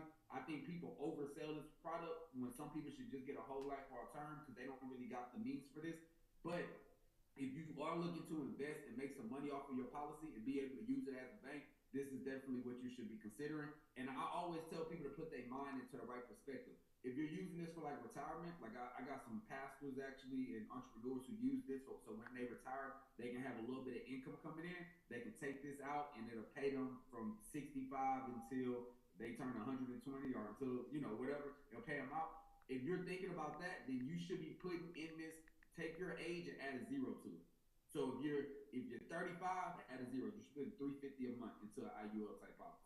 It's an investment policy, not just insurance. If you're 40, take that add a zero. You spend $400 a month. Now you can put 200, you can put 250, but that's the rule of thumb if you wanted to really accumulate revenue. If you just need insurance, then you can pay $150 a month and have a $250,000, $500,000 policy, right? You get a whole life policy. You want to build, that's when we do the IUL. All right, and then lastly, we got the final expense, health insurance, and trust, right? Final expense is just burial insurance. So if you need it typically max out like 20,000. So $5, $10 to $20,000 a month. Most people who are in this term, like they got a term when they were young, and now they're elderly, they're 60, 70, and they're like, man, hey, I got Medicare come in, I have this, but when I go, I don't want my kids to have to bury me, but they don't have an insurance policy. Well, they can't afford to get a whole life because it may be $300, $400 a month because of how old their age, their cost of insurance have went up. But they still want something that they can put in their budget that's maybe $60 a month, $70 a month. Well, this is where you get final expense, right? It'll just help take care of burial costs. And then, of course, we do health insurance. So anyone who needs comprehensive health, dental, vision, or Medicare, Medicaid, for all of my people 65 and older or who may be disabled, we help with Medicare, Medicaid as well, and then we help with trust. So that is how we serve people and who we serve. And so if you're interested in either getting a trust or if you're interested in getting a consultation with Trustavio, let me know. I'm going to drop this link and you can fill this out to get a quote. I'll actually receive this personally so I can reach out to you. You can fill this out. Fill this information out. It's quick, right? I ain't making you fill out the whole thing. It's quick, but just so I got your name, number, email, and what you need. You can put what type of coverage. You can put trust or insurance or whatever else you want right here. So I'll have your information, and I'll be able to follow up with you. But listen, if this was valuable, man, come on now. If this is valuable, put some fire emojis in the chat. I need some fire emojis. I need some some 111s in the chat. This is valuable. Definitely tap in with me. I'm happy that I was able to kind of bring this type of wisdom and bring this type of blessing into our people because we need it, right? We all we got, y'all. We all we got. We are all we have. So we got to make sure we support each other and keep growing together. But again, I'm Martell Matthews, CEO of Trustavio Insurance, co-founder and COO of Black Wall Street Media and Marketing. It was my pleasure to, be able to speak with each of you today. We got some stuff coming up. We'll talk about that at the end. I want to go ahead and pass the ball to Miss Mary Dean herself, the MJ of the MJ. Again, this woman, I'm telling y'all, who y'all about to listen to, y'all seen it just when I showed you. She been with Barack Obama. She called him Barry. You know what I'm saying? B-man, whatever she wanted to call. She been with influential individuals, and I don't say that to impress you, but to impress upon you who you're about to hear from, and make sure y'all soak up all that game. So, Miss Mary, the mic is yours, ma'am. That's all yours. Take it away. Okay. Hi, everybody. Well, that's a lot of information. Between those two powerhouse men, and here comes the lady.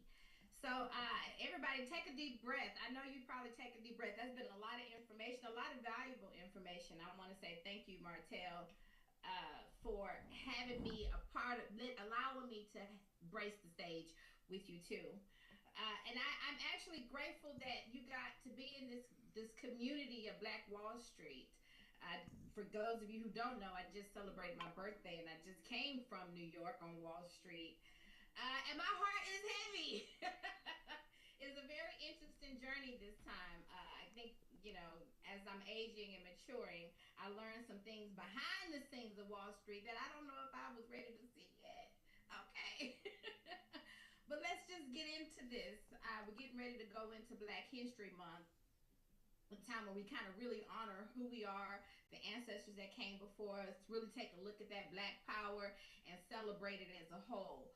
So, it's something about celebrating yourself. I remember, if you guys know about my book that I just wrote, blackwallstreet.com, How to Build a Thriving Black Business Using the Laws of the Universe, endorsed by the great Dr. Iyanla Vanzant. And one thing she said is, y'all have to learn how to celebrate yourself. You have to celebrate yourself.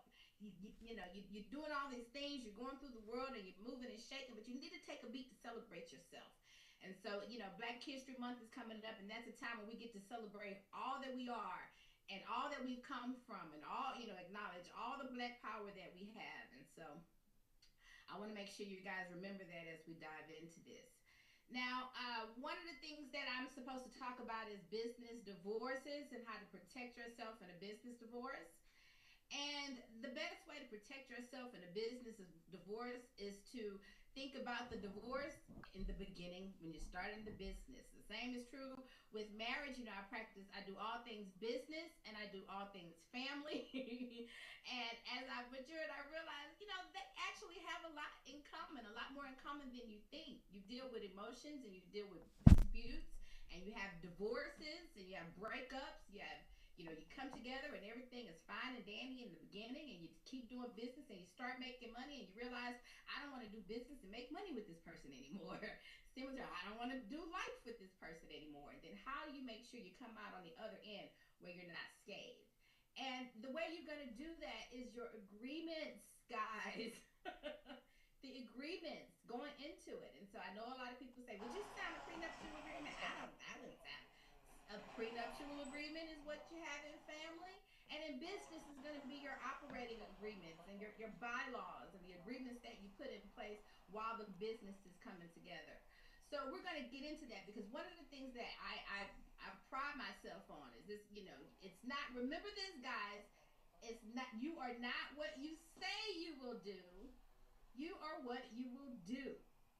And so I know that there's a lot of information out there on the internet. There's a lot of contract templates. Now everybody's got AI, and so everyone thinks, hey, I don't need a lawyer. I can figure this out on my own. I know what to do.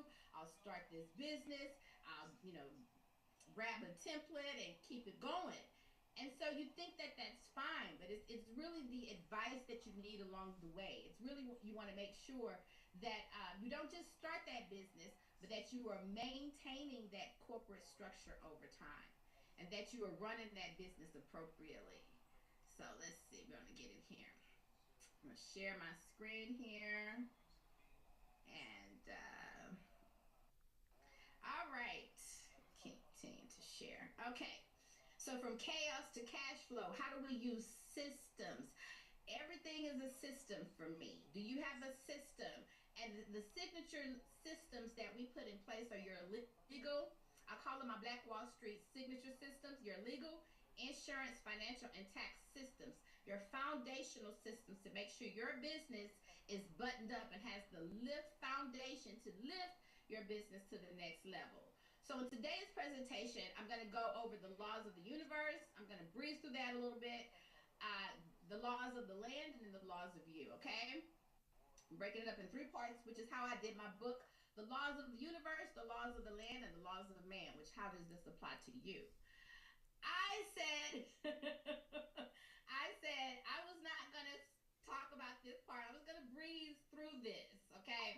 The laws of the universe, you have to believe in gods to see them. Old Indian saying, you have to believe in gods to see them. And I was gonna kind of skip this part, but it's very important. I'm gonna tell you why I'm not.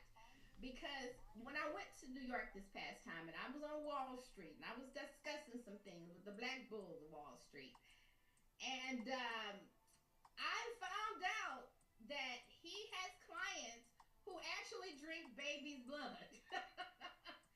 And I didn't want to, there are all these conspiracy theories and stuff that you read about on YouTube and the internet and things that I saw years and years ago that I had never encountered, had a personal experience with. But now I'm facing that, right? And he goes on to say that his clients he don't deal with millionaires. He deal with billionaires with a B. And that they are into some very, very dark things. And I said, and my comeback was, if there are billions over there with darkness, then there has got to be, if I believe that God is light and God is pure and God rules everything and everything ends and begins, that the light always wins and there's more light than there is darkness, then I have to believe that there are also billions over in the light. And one of the things that I subscribe, I say my practice is my pulpit, and because entrepreneurship is the ultimate faith walk. I don't know anything else where you speak something, you have a vision, and you speak it into existence, and then you follow the steps that are laid out before you, and before you know it, you walk upon the blessings and things that God has in store for you. So I have to talk about this because the other side is recruiting y'all too much, and I don't like that. And so if there are billions in the darkness, I want you to remember that there are billions in the light. And we all have that light inside of us. And so I implore you to just lean into that. All right, so first and foremost, God first. That's how I roll. That's how I get down. Entrepreneurship is the ultimate faith walk. I know Martell just spoke briefly about the law of attraction and the secret. And so I am heavy into that. The first part of my book is the laws of the universe for a reason. God first. In order to manifest abundance, one must understand the co-creation process with infinite intelligence. Co-creation process with infinite intelligence, also known as God. Okay. It's luck created. The Secret. We just talked about that. If you have not seen The Secret, I strongly encourage you to watch The Secret. It's very important. I make all of my clients watch The Secret. It has been life-changing for clients. They come back, people who were not introduced to it before, who knew nothing about it, came back and told me, wow, that really changed my life. Wow, that really helped me change my life. Thank you for recommending that. So if you have not seen it, please watch it. It is on Amazon Prime. Intuition teaches you how to maximize your intuition and tap into that. And so use your whole brain, the Silva method. If you don't know that guy, get into him, the Silva method. You create your thoughts create your intentions, and your intentions will create your reality. That's Wayne Dyer. Okay, so this is my little, let me see if I can move this. Yeah. Okay, A Life in 5 Chapters by Portia Nelson, poem shared by Wayne Dyer. So Wayne Dyer, who I just showed you with the quote, this is his chapter, this is his book, and then I write my own. I'm gonna go quick. Chapter 1, I walk down the street. There is a deep hole in the sidewalk. I fall in. I am lost. I am helpless.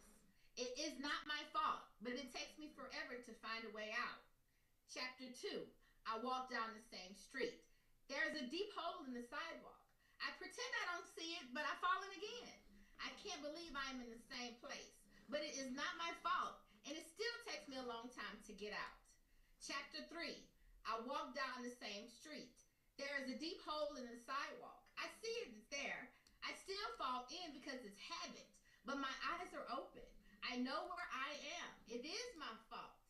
I get out immediately. And I want you to pay attention to that part, because that's when he finally takes some accountability. It is my fault. I can fix this. Chapter 4, I walk down the same street. There's a deep hole in the sidewalk, but finally I walk around it. Chapter 5, I walk down a different street. Can I get a amen? Okay. Amen. Yeah. Clock it. All right, so I wrote my own version, which is Who Needs a Boat by Mary Dean Esquire. I wake up hungry. Chapter 1. I wake up hungry. My stomach growling. I decide to fish. I take out the boat and toss over my net.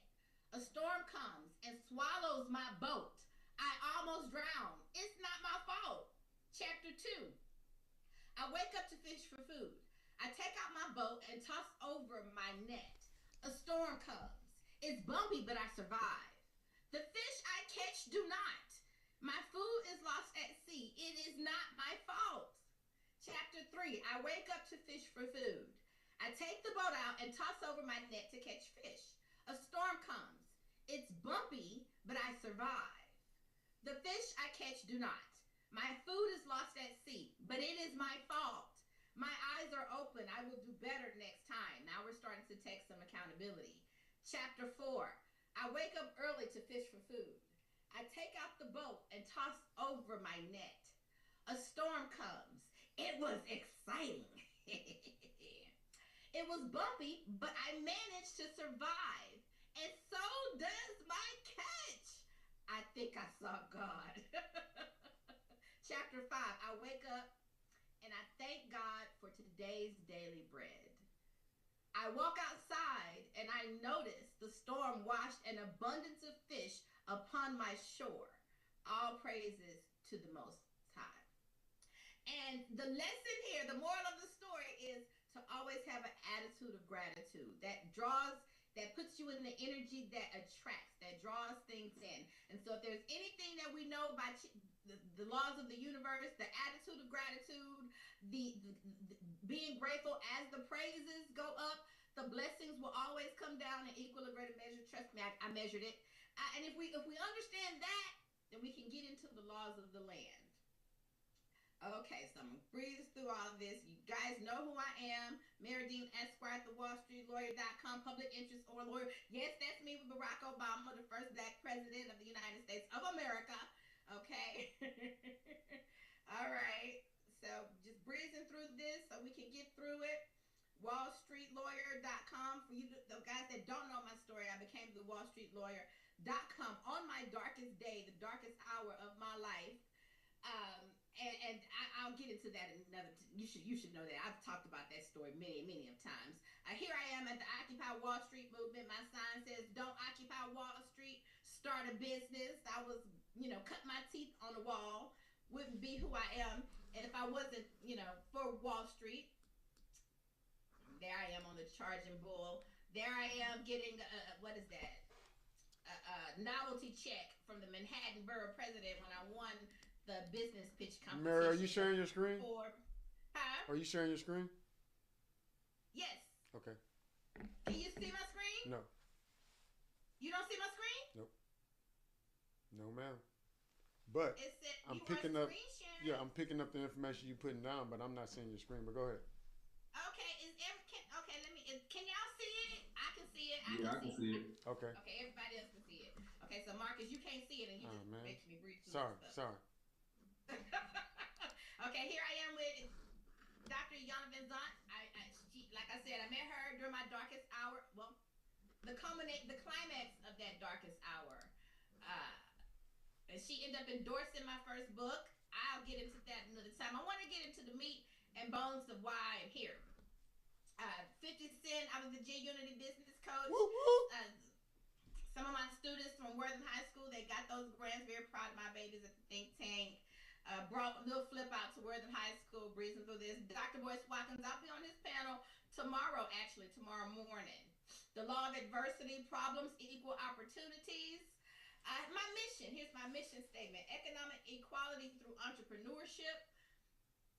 That is my mission, which I fulfill that mission through the Dean Law Firm and BlackWallStreet.com, because Black wealth is critical to Black maybe there's some questions that you have in your business, right? What's the right next investment for me to make? Can I afford this? Am I headed in the right direction? Will this person steal my work? Am I getting paid what I deserve? Are my services really valuable? Let me move this.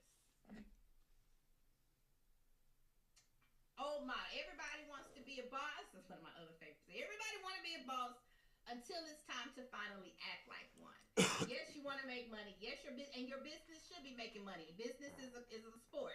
Making money is a sport. Business is how you play the game.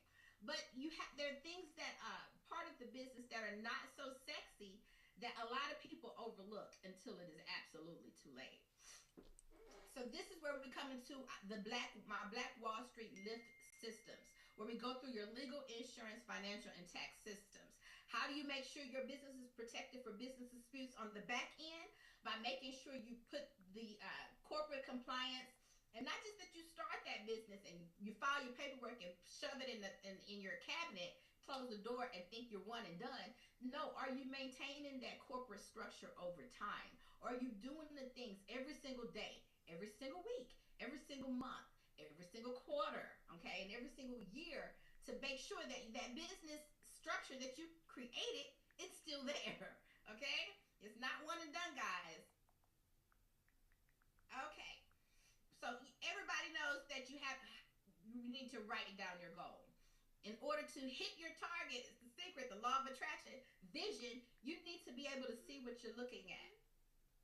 So here's the question. Do you have holes in your Black-owned business? Things you will notice if you do have these holes in your business and you're leaking maybe money, maybe time. Time is money. Money is time. Are you not engaging clients regularly? That could be a result of having some holes in your business, maybe in your contracts. Are you constantly financially on edge? Are you always worried about bills? Are you living check to check, client to client, month to month, and not sure how to create a system to make sure that that money is rolling in systematically? Do you have conflict in your relationships, in your business relationships? Maybe there is conflict. I'm coming, McCoy. No! Look, come on, come talk. McCoy!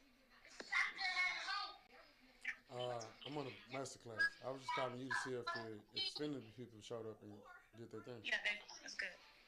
You got the Wi-Fi? Okay, what about the Fire Stick? I haven't tried that yet, but you just cancel the Wi-Fi. Okay. So, when I get out this car, I'll call Buddy with the Fire Stick and see if we can activate. You still got to drop the other Fire Sticks off over here. Yeah, all right. All right.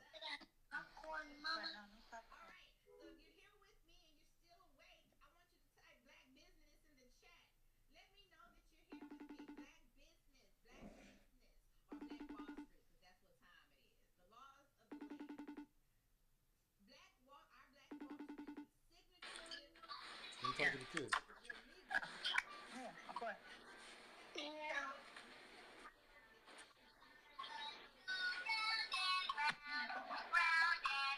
Hey! Hey!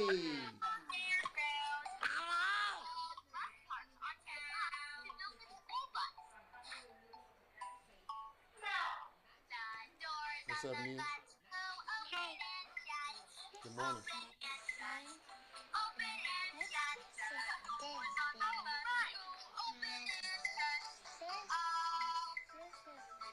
Let me talk to McCoy.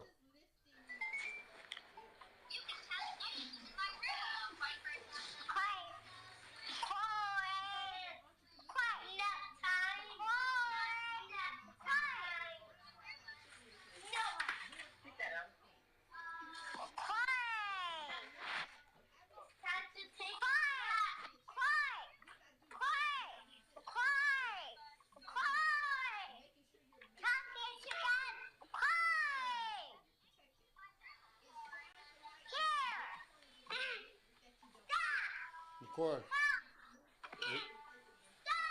Hey, McCoy. Happy Saturday, man. Happy Saturday.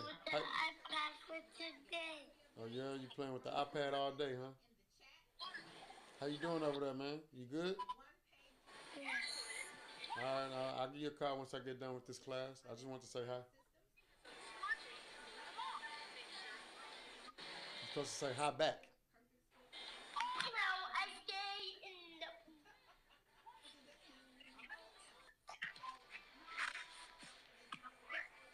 Yeah, you talk. I love playing in my room with you. Bye, Nia. Love you. Bye. Bye. the chat. We'll make sure you get one of these so you can measure your own business health. But we're going to go through it right now, briefly. But I have a disclaimer for you. My disclaimer. Yes, I am Meridine Esquire at thewallstreetlawyer.com. Clock it. But I am not your lawyer today. This may bring up some stuff for you. And each of these topics could be its own seminar. So this is my disclaimer. I am not your lawyer unless you have hired me, paid me a retainer to be your lawyer. So if you need personal advice to apply to your personal situation, I do encourage you to schedule a consultation with me, and you can do that at thewallstreetlawyer.com. And remember, this is going to be a brief overview. I just don't want to, so if you want more information, schedule that consultation and we can talk about your personal details. So ways that we sabotage when we have legal uncertainties. The legal section is about protecting your personal assets, your house, your cars, your personal bank account. Expanding your relationships through contracts and making sure those contracts are appropriate, and growing your great work so that it flourishes in the world. If you find yourself in conflicts and many or not so many dramas, then maybe you want to make sure you have an agreement and you have a checklist so that you can make sure you and people are have the meeting of the minds. If you feel that you aren't getting your needs met or your prospects and clients do not take you serious, every client, look, I'm an attorney. I've been a lawyer now for 20 years this year. And I do not engage a client without a contract. I don't. I can't. It's required by the State Bar of Taxes. But it also, it helps me engage clients sooner. As soon as we have that consultation, when I get off the phone with you, that contract goes over for you to DocuSign, and that retainer request goes out, or that invoice goes out if you're paying a flat fee. That's how I roll. That's how you get the money to roll in. Now, if you stuck twiddling your fingers, wondering when you're having your clients wonder how do you get started, where do you get started, you might want to focus on fixing your contracts. Okay. So the legal aspect of our lift assessment. These are the 4-point checklists. Is your business incorporated, and are you maintaining that entity? Incorporated meaning, do you have a corporation, or you may have an LLC, or you may be an S corp. There are various different entities. You may be a partnership, a general partnership. You may be a professional limited liability company, which is what I am, a PLLC.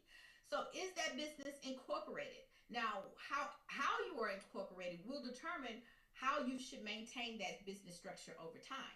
I always recommend for my clients to do an LLC because you're going to get the best of both worlds. You're going to get that corporate protections, but you're also not going to have to be required to maintain so much paperwork. The amount of paperwork that a INC, a corporation, has to maintain in order to maintain that corporate structure can be burdensome. And if you're not doing the things, if you're not always having, shareholder meetings, if you're not having board meetings and keeping minutes for every decision that is made in that business, then you're not maintaining that corporate structure. And you know what happens when you do not maintain that corporate structure?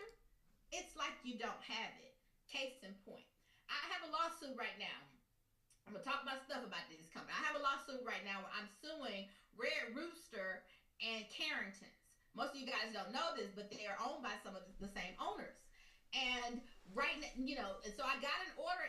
The judge granted us an order. I posted it on my Instagram. My client posted it. Brought me some more clients, by the way. Shout out to Dow. But so the judge granted our order and allowed me to go in and give my clients some rights to both businesses, while he actually only owns one. He only owns Carrington's. He does not own Red Rooster. But I was able to go in and have the judge give us orders for both businesses. You know why? And give him power for both businesses. And you want to know why I was able to do that? Because the defendant is treating the businesses as both businesses. They're commingling corporate assets. If you're taking from one business paying the bills of another business and there's no agreement that it is a loan, right? Because you can kind of do that. That there's a way to structure and do things so that maybe one business loans funds to the other business. But if you're just paying, cutting a check from one business to pay the debts of the other business, and you're treating it all as one big entity, then when I come in court, I'm gonna tell the judge we're gonna treat these as one big entity. We're gonna do a legal term that we call piercing the corporate veil, right? And so now, because you act like they're one business, I want to act like they're one business, and the judge allowed us to treat it like it's one business. So just because you start that business up front, if you are not doing the things every day, every week, every month, every quarter, and every year to make sure you are maintaining that corporate structure, you may as well not have set it up to begin with, okay? And that's some other commingling assets, commingling, you don't want to stay away from that kind of things. Do you have written agreements in place? When it comes to back to the business divorce, a written agreement will determine how that divorce unfolds. Does one partner buy out the other partner? What is the cost of the buyout? How do we determine that buyout cost? Maybe one partner passes away, and what is the protocol and the procedure that is put in place for this partner's corporate asset to be transferred to the next generation? That's what we call business succession planning. That asset might be in a trust or may not be in a trust. Do you have maybe key man insurance or some type of insurance that will take over and maybe buy out that person's family's asset so that a business owner doesn't have to be in business with his business partner's heirs? Have you thought about these things? If you're a solopreneur, how do you ensure that your business is going to have business continuity once you pass away? What's going to happen to your clients? What's going to happen to your legacy and what you've built and that business that you've built in the world? And so you want to make sure that you are incorporated and maintaining that entity, that you have these written agreements in place, and that your intellectual property is protected. You've poured your blood, sweat, and tears into your business. Your business is your baby. And for those of you who don't have real babies, like me, my business is my baby. It's the only baby I got. So yes, is your business baby protected? Do you own your name? Do you own your trade name? Do you own your tagline? Do you own your logo? You don't want someone else to come in and be able to steal what you poured into. So is your trademark registered with the United States Patent and Trademark Office? Are your copyrights registered with the Copyright Office, and so forth and so forth? And then finally, are you protected for incapacity or death? That is estate planning. That is business succession planning. That is going to be things like a trust. Do you have a trust in place? Do you have healthcare directives for how you want your final days to play out? Do you have power of attorneys in place? Can people who love you get into your bank account? Let's say you're not passed away, but you're incapacitated. Can people access your money to take care of you? Can people access your bank account to pay your bills every month? And so these things is what we consider when we talk about, are you protected for incapacity or death? So these are your legal systems. Let's see. Okay, we went through all this already. Do you have a business entity? If you do, great. Are you using your business entity the right way? How do you make sure that you're using your business entity the right way? Well, for starters, when you sign contracts, you don't sign them in your personal name. Okay? Sign them in the name of your business. That's what you got that business for. So you don't want to make sure that you are not putting yourself legally legally responsible for the debts and obligations of your business. So you want to always make sure you are signing your agreements in the name of your business. Your relationships, agreements we all need. What agreements does a business need? I hope you guys are taking notes because I'm giving you some nuggets here. So when you start that business, what are some of the initial businesses that you need? You're going to need, if you have an LLC, it's going to be your first main agreement is going to be an operating agreement. They're not required in every state, but I think that they should be. Okay? You need an operating agreement. If it's an INC, you're going to need a shareholder agreement. And this agreement will determine what happens on when the business winds down or you have a business divorce later on down the line. And I will give you a quick and easy way to create an agreement that if you don't have time to consult a lawyer, you don't have time to draft one. You can't get to Chat GPT in time, but you want to solidify this thing, you want to make this money, you want to seal this deal. One simple thing that I tell people to do is at least send an email to memorialize your oral agreement. Yes, oral agreements are enforceable, but you have to prove it up. And so, if you can't create an oral agreement, if you want to solidify, excuse me, your oral agreement, then send an email and say, please allow this email communicate. You don't have to be super, legal bound. But what you want to make sure is that you cover the who, what, when, where, and why of your agreement. Who you and I agreed to this. We're gonna put in this amount. We're gonna split the proceeds in this way. If you agree to that, then just respond to my email telling me that you agree, and we can move on from there. That is an agreement, guys. That is an agreement. That is a written agreement, written via email. That is enforceable in court. And so if you can't do it via email, shoot it as a text. Give me something to work with when I got to go in there and sue somebody for you, okay? All right. Your working family, trademark tricks, work for hire clauses. Do you know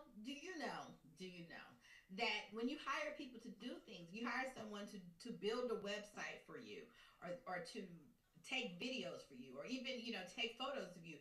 Do you know that they have an ownership into that intellectual property?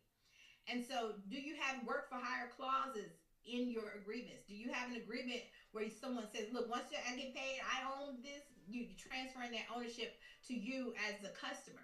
So make sure you have these agreements in place. Insurance. Now, I'm gonna breeze through the insurance, financial, and tax systems because Martell just went through insurance. So, are you sabotaging yourself by not feeling secure that you have the right insurance in your business? How do you sabotage yourself by not having the right insurance? You kind of play small because you're scared that if you go too big, you're gonna get sued.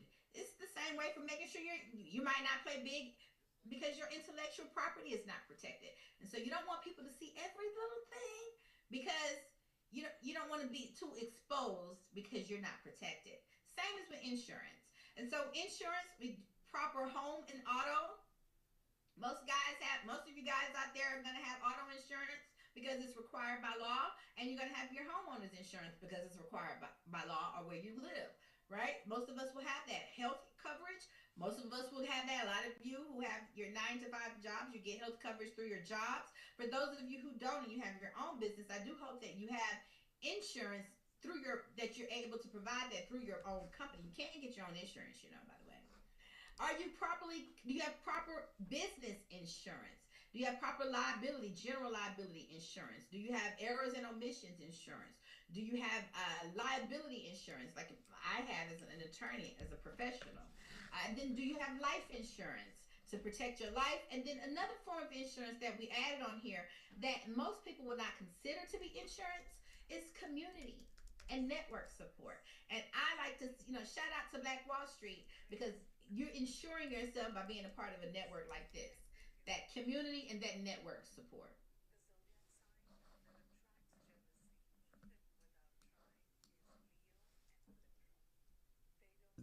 Okay, we just went through this when it comes. Okay, and again, Martell did an awesome job with discussing insurance. So, how do you sabotage yourself when you don't have financial systems in place? Now, this is a big one, and this is my favorite because this is, show me the money. So, you sabotage yourself greatly if you don't have any type of financial systems in place. And so, the financial aspect is broken up into these parts: your money mat numbers. I like to say that I'm Harriet Tubman with a hair weave, and I got this map, and I'm leading you guys to freedom. And that map that you're going to use to lead yourself to freedom, we call that our money map numbers. And it's really kind of like a trajectory. I tell people, everybody want to be a millionaire, but nobody can tell me their $1 million formula to get there. And I'm not talking about some dream pie in the sky. I'm talking about, what do you sell? Widgets. How much are your widgets? $100, $1,000. How many widgets do you need to sell at $1,000 in order to get to seven figures, to a million? That is understanding what are your money map numbers. And so right now, while you're thinking about it, I want everybody on here to think about your own personal money map numbers and what is your path to your financial freedom. What do you sell and how many of them do you need to sell to hit your financial goal? That is going to be your money map. Historic expense tracking. Are you looking at your numbers from history? You know, to know what you're going to do in the future is to understand what you've done in the past. And this is an interesting aspect for me because a lot of people come to me to sue people, and they say, "Yeah, I didn't know they was doing this, and I didn't know they was doing this, and they was stealing the money out the business, and they were doing this, and I found out that it's all now, it's $300,000 missing." Look, part of that, when I hear that, I kind of cringe a little bit because part of that is on you. If you are looking at your numbers every single month, right? If you're examining your profit and loss statement, if you're looking at your numbers weekly, if you're looking at your numbers quarterly, then you're gonna know what's going on in your business from a financial standpoint. How are you making money, bringing in money, and not looking at your money every day? That don't make sense. And so making sure your financial systems are in place to allow you to look at these numbers on a daily, talk about a daily sales system, on a weekly, did we hit our goal this week? Are we making our money this week? And on a monthly, you got to pay bills every month. So are you looking at your numbers every month and on a quarterly basis? And if you are, then some of those problems that you're going to find that comes up in partnership disputes, you're going to catch them a lot earlier because you're looking at your numbers on a consistent basis. Okay? And these ways that we sabotage ourselves when we have financial uncertainty. Our business suffers financially because you're not examining your business health. You don't watch your health. If you're not making sure you're healthy, then you're probably going to get sick. You're probably living in massive fear. There's a fear that we have in America. When you don't have money in the bank, you're kind of fearful. Being an entrepreneur is the ultimate faith walk because it requires you to walk that blind leap of faith and make sure that you have it every month. That's a scary thing to do when you're walking away from massa. Are you playing too small? And maybe some bad decision making because you're not able to forecast. You don't know what you're going to do. But if you have financial planning, let's say, oh, every Black History Month we run a sale, we bring in an extra, $40,000, $50,000 that month, and so I'm able to use that for marketing. Tax season is coming up. I'm a CPA, and so I can do more. I make more money during tax season. If you understand those things about your financial health of your business, then you're able to have good decision making. And when you don't, you have bad decision making. Okay, so financial systems to start that you can start now in your business. You can hire a bookkeeper or a business manager. And guys, if you can't afford an actual bookkeeper, which I use one because doing them bookings, running my books every year to pay my taxes, it's gotten a lot easier for me. Just let somebody else do the thing. QuickBooks is a great system. Once you set up your chart of accounts, it will itemize those your entries for you. And so then your bookkeeper, they can come in and just make sure everything is categorized appropriately, right? But you want to outsource this immediately. Get this off your plate. Make sure your bookkeeper really understands you and your business. So one of the questions you may want to ask your bookkeeper is, I'm an attorney, right? Have you worked with other law firms in the past? If you're a CPA, have you worked with other accounting firms in the past? If you sell life insurance, have you worked with other insurance brokers before? Or have you worked with real estate? You want them to understand your business because you want them to be able to set up your chart of accounts in a way that is unique to you and special to you. And maybe help you understand what chart of accounts you actually need to set up for your business. And so they'll have clarity around that. Know your numbers. Financial system that you should be doing. Are you looking at a balance sheet every month? Are you looking at your profit and loss statement every month? Accounts receivables, who owes you money? And are you maintaining that? Are you comparing your profit and loss statement? We did this in January, we did this in February, we were down. What did we do different? Maybe we need to bring that back. So you can have those kind of intelligent conversations about your business when you have these systems set up this way. So get into your truth. This allows you to get into your truth and fund your business with intention and create a sustainable, profitable business model with multiple revenue streams and a recurring revenue. Okay? All right. And if you don't have your financial systems set up appropriately, then I can guarantee you that you probably are sabotaging yourself when it comes to your taxes. The financial aspect of the financial systems that you put in place are directly related to your tax savings that you can have for your business. So ways that we sabotage when we have tax insecurities. Are you paying more in taxes, which means less for your family, less for your business, less for your message, and less for your legacy out here in the world? Are you living on less and not having any leftover to invest in your business? Are you not documenting everything because you're afraid? And are you paying too much in taxes? So look, guys, don't nobody want to give Uncle Sam any more than he deserves. And one of the other things I like to say is about, we call it living the corporate lifestyle. That's another way to pay less in taxes. I remember Donald Trump, and trust me, I don't like this man, but someone asked him, he doesn't pay taxes. He doesn't pay taxes. He said, well, if you don't like that I don't pay taxes, then maybe you should revise the tax code. So you should learn how to do it too. And part of that is learning how to live the corporate lifestyle. Every dollar that you spend in furtherance of your business is tax deductible. Know what that is. Make sure your chart of accounts are set up and so you're maximizing those tax deductions. When you look at the lift assessment that you're going to fill out, your free Black Wall Street lift assessment that goes over your legal, insurance, financial, and tax systems. For our tax points, this is what you give yourself points for. Are you current on your tax filings? Current? Yes. Okay. Do you have clarity on your tax filings? Do you have proper savings to pay for taxes? Right? As you're making your money, if you're not looking at these numbers on a monthly, weekly, quarterly basis, maybe you all of a sudden make $100 million, make up your first $1 million that you didn't know, but now you got this big $100,000 tax bill. You should have been, if you were looking at your numbers, you would have seen that coming, and you should have been putting money aside to pay those taxes. Hopefully you have yourself on payroll, and if you have yourself on payroll and you're running your payroll, those taxes are coming right out of your check, right? Do you have this set up for your business? Is your business set up to do this? All right. And so that's how you strategize to minimize your taxes. And if you're not doing those things, then maybe you want to join our Black Wall Street course, Lift Intensive, that we have coming up, where we do take you through these legal, insurance, financial, and tax systems and help you structure them and set them up so that your business is protected, so you can do your great work in the world. Okay. Strategize.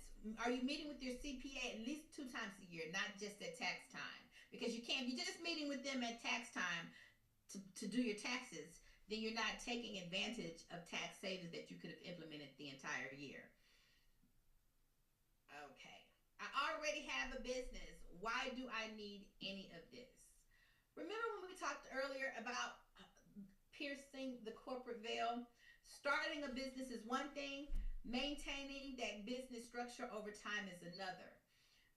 So if you are not maintaining that structure, if you're commingling assets, if you're treating the business as your own personal bank account, if you are treating, let's say you got business to business, you're running multiple businesses, but you got one business paying for assets and bills of the other business, you have now pierced what we call the corporate veil. That is a legal term that allows me to lift the corporate veil, go in with the judges. You see these judges right here, these fat white guys in these black coats.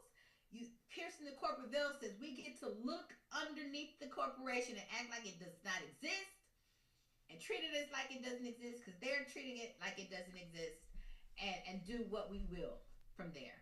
So you want to make sure that you're maintaining the structures over time, and you want to make sure you're doing that every single day, every single week, every single month, and every single year. So Mary Dean Esquire here at the WallStreetLawyer.com. I'm gonna cut it off right there because you know I'm long-winded. I can talk all day. What time is it? It's noon. Now, Okay, Marcus, I'll pass it back over to you. now, everybody, give me some fire emojis. Screenshot this Zoom call. Tag Mary in your Instagram stories. Say some nice things about her. Leave a digital review in the form of some social media currency, please. Make sure you tag Mary in the story post. We want her to know how much we appreciate her. Look, when it comes to starting a business, everybody know how to make money. Everybody know how to make money. A lot of people don't know how to protect it. One thing I always say is anybody can get money, but you got to be educated to keep it. And I really feel that way. You gotta be educated to keep the money in the account. You gotta be educated to protect the money, protect your assets, everything that she talked about. I wish I'd have had some of this training, some of this insight prior to starting She's Happy Hair over 10 years ago. I'm in a real business dispute now. As Mary was talking, I'm taking notes and pondering and felt like she was talking to me the entire time. Like, hey, you need to get your shit together. You know what I'm saying?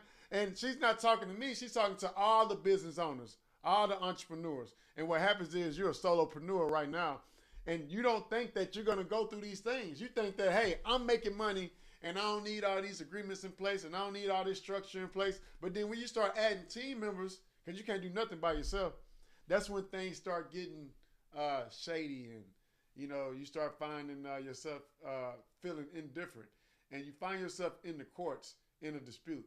That example you use, Mary, I don't know how legendary Caro's is. I don't know if the people on the call know how legendary Caro's is to the black community. You know what I'm saying? To the South Side and the North Side, because they come to the South Side to go to Caro's. You know what I'm saying? Already. And so with that in mind, to know that you're a part of history, legacy, that's not a small thing. When they look back in the history books and they say, hey, what happened with Caro's? Back in 2025, 2026. What happened to Caro's back in 1986? What happened to Caro's and Red Rooster in 2026? Your name go come up. Again, you're written in the history books, and I want to salute you. I remember we came across each other a couple years back at Worthing High School. And I'm never jealous of anyone. So I was clapping, and I was excited.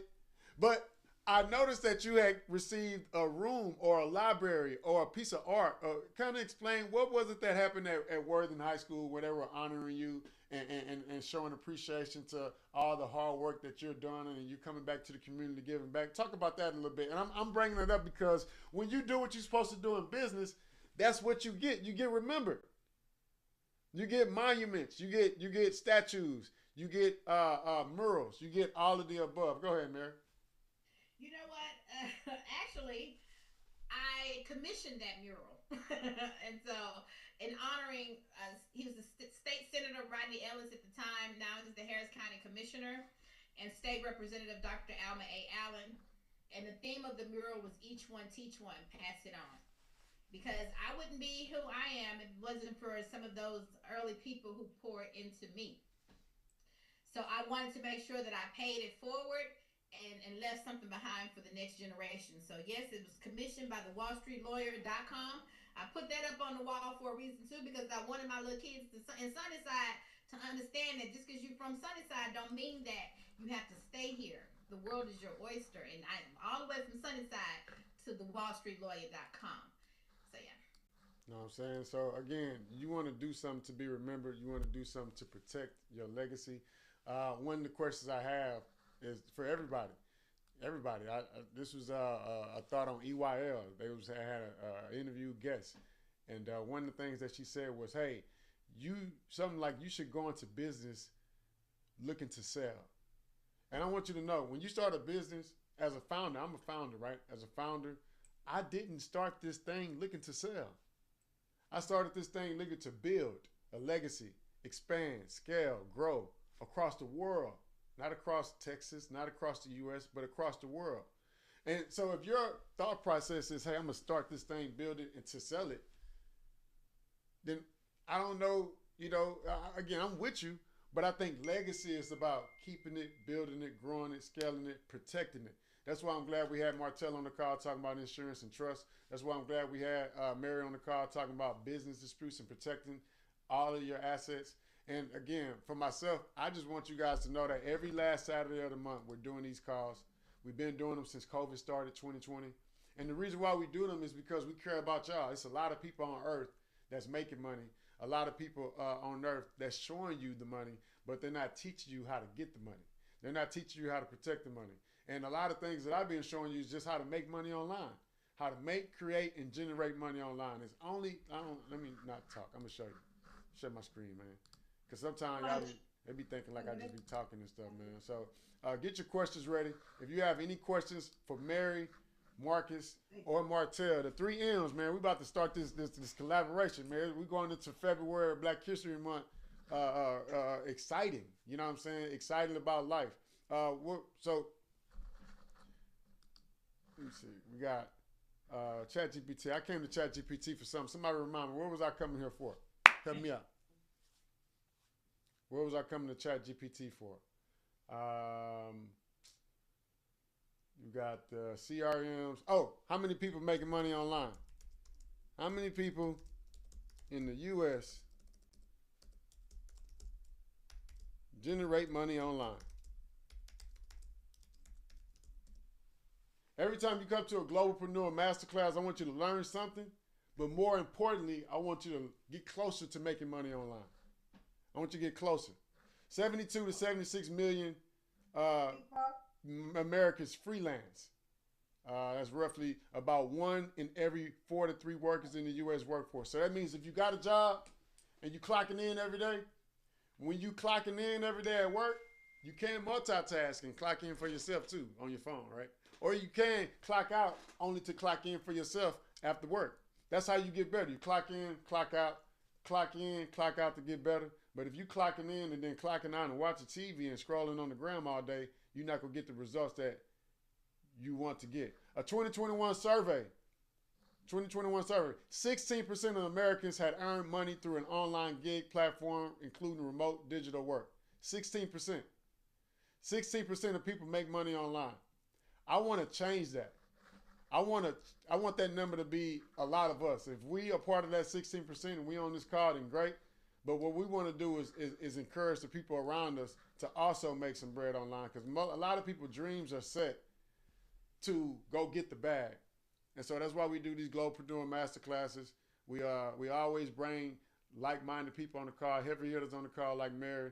And before we part ways, because it's 12:08, and you know we all got stuff to do, and we all got stuff to implement, I want to give you guys the floor because y'all stayed and waited. If you have any questions for the Wall Street lawyer, the heavy hitter, again, she was just on Wall Street in New York this past week for her birthday.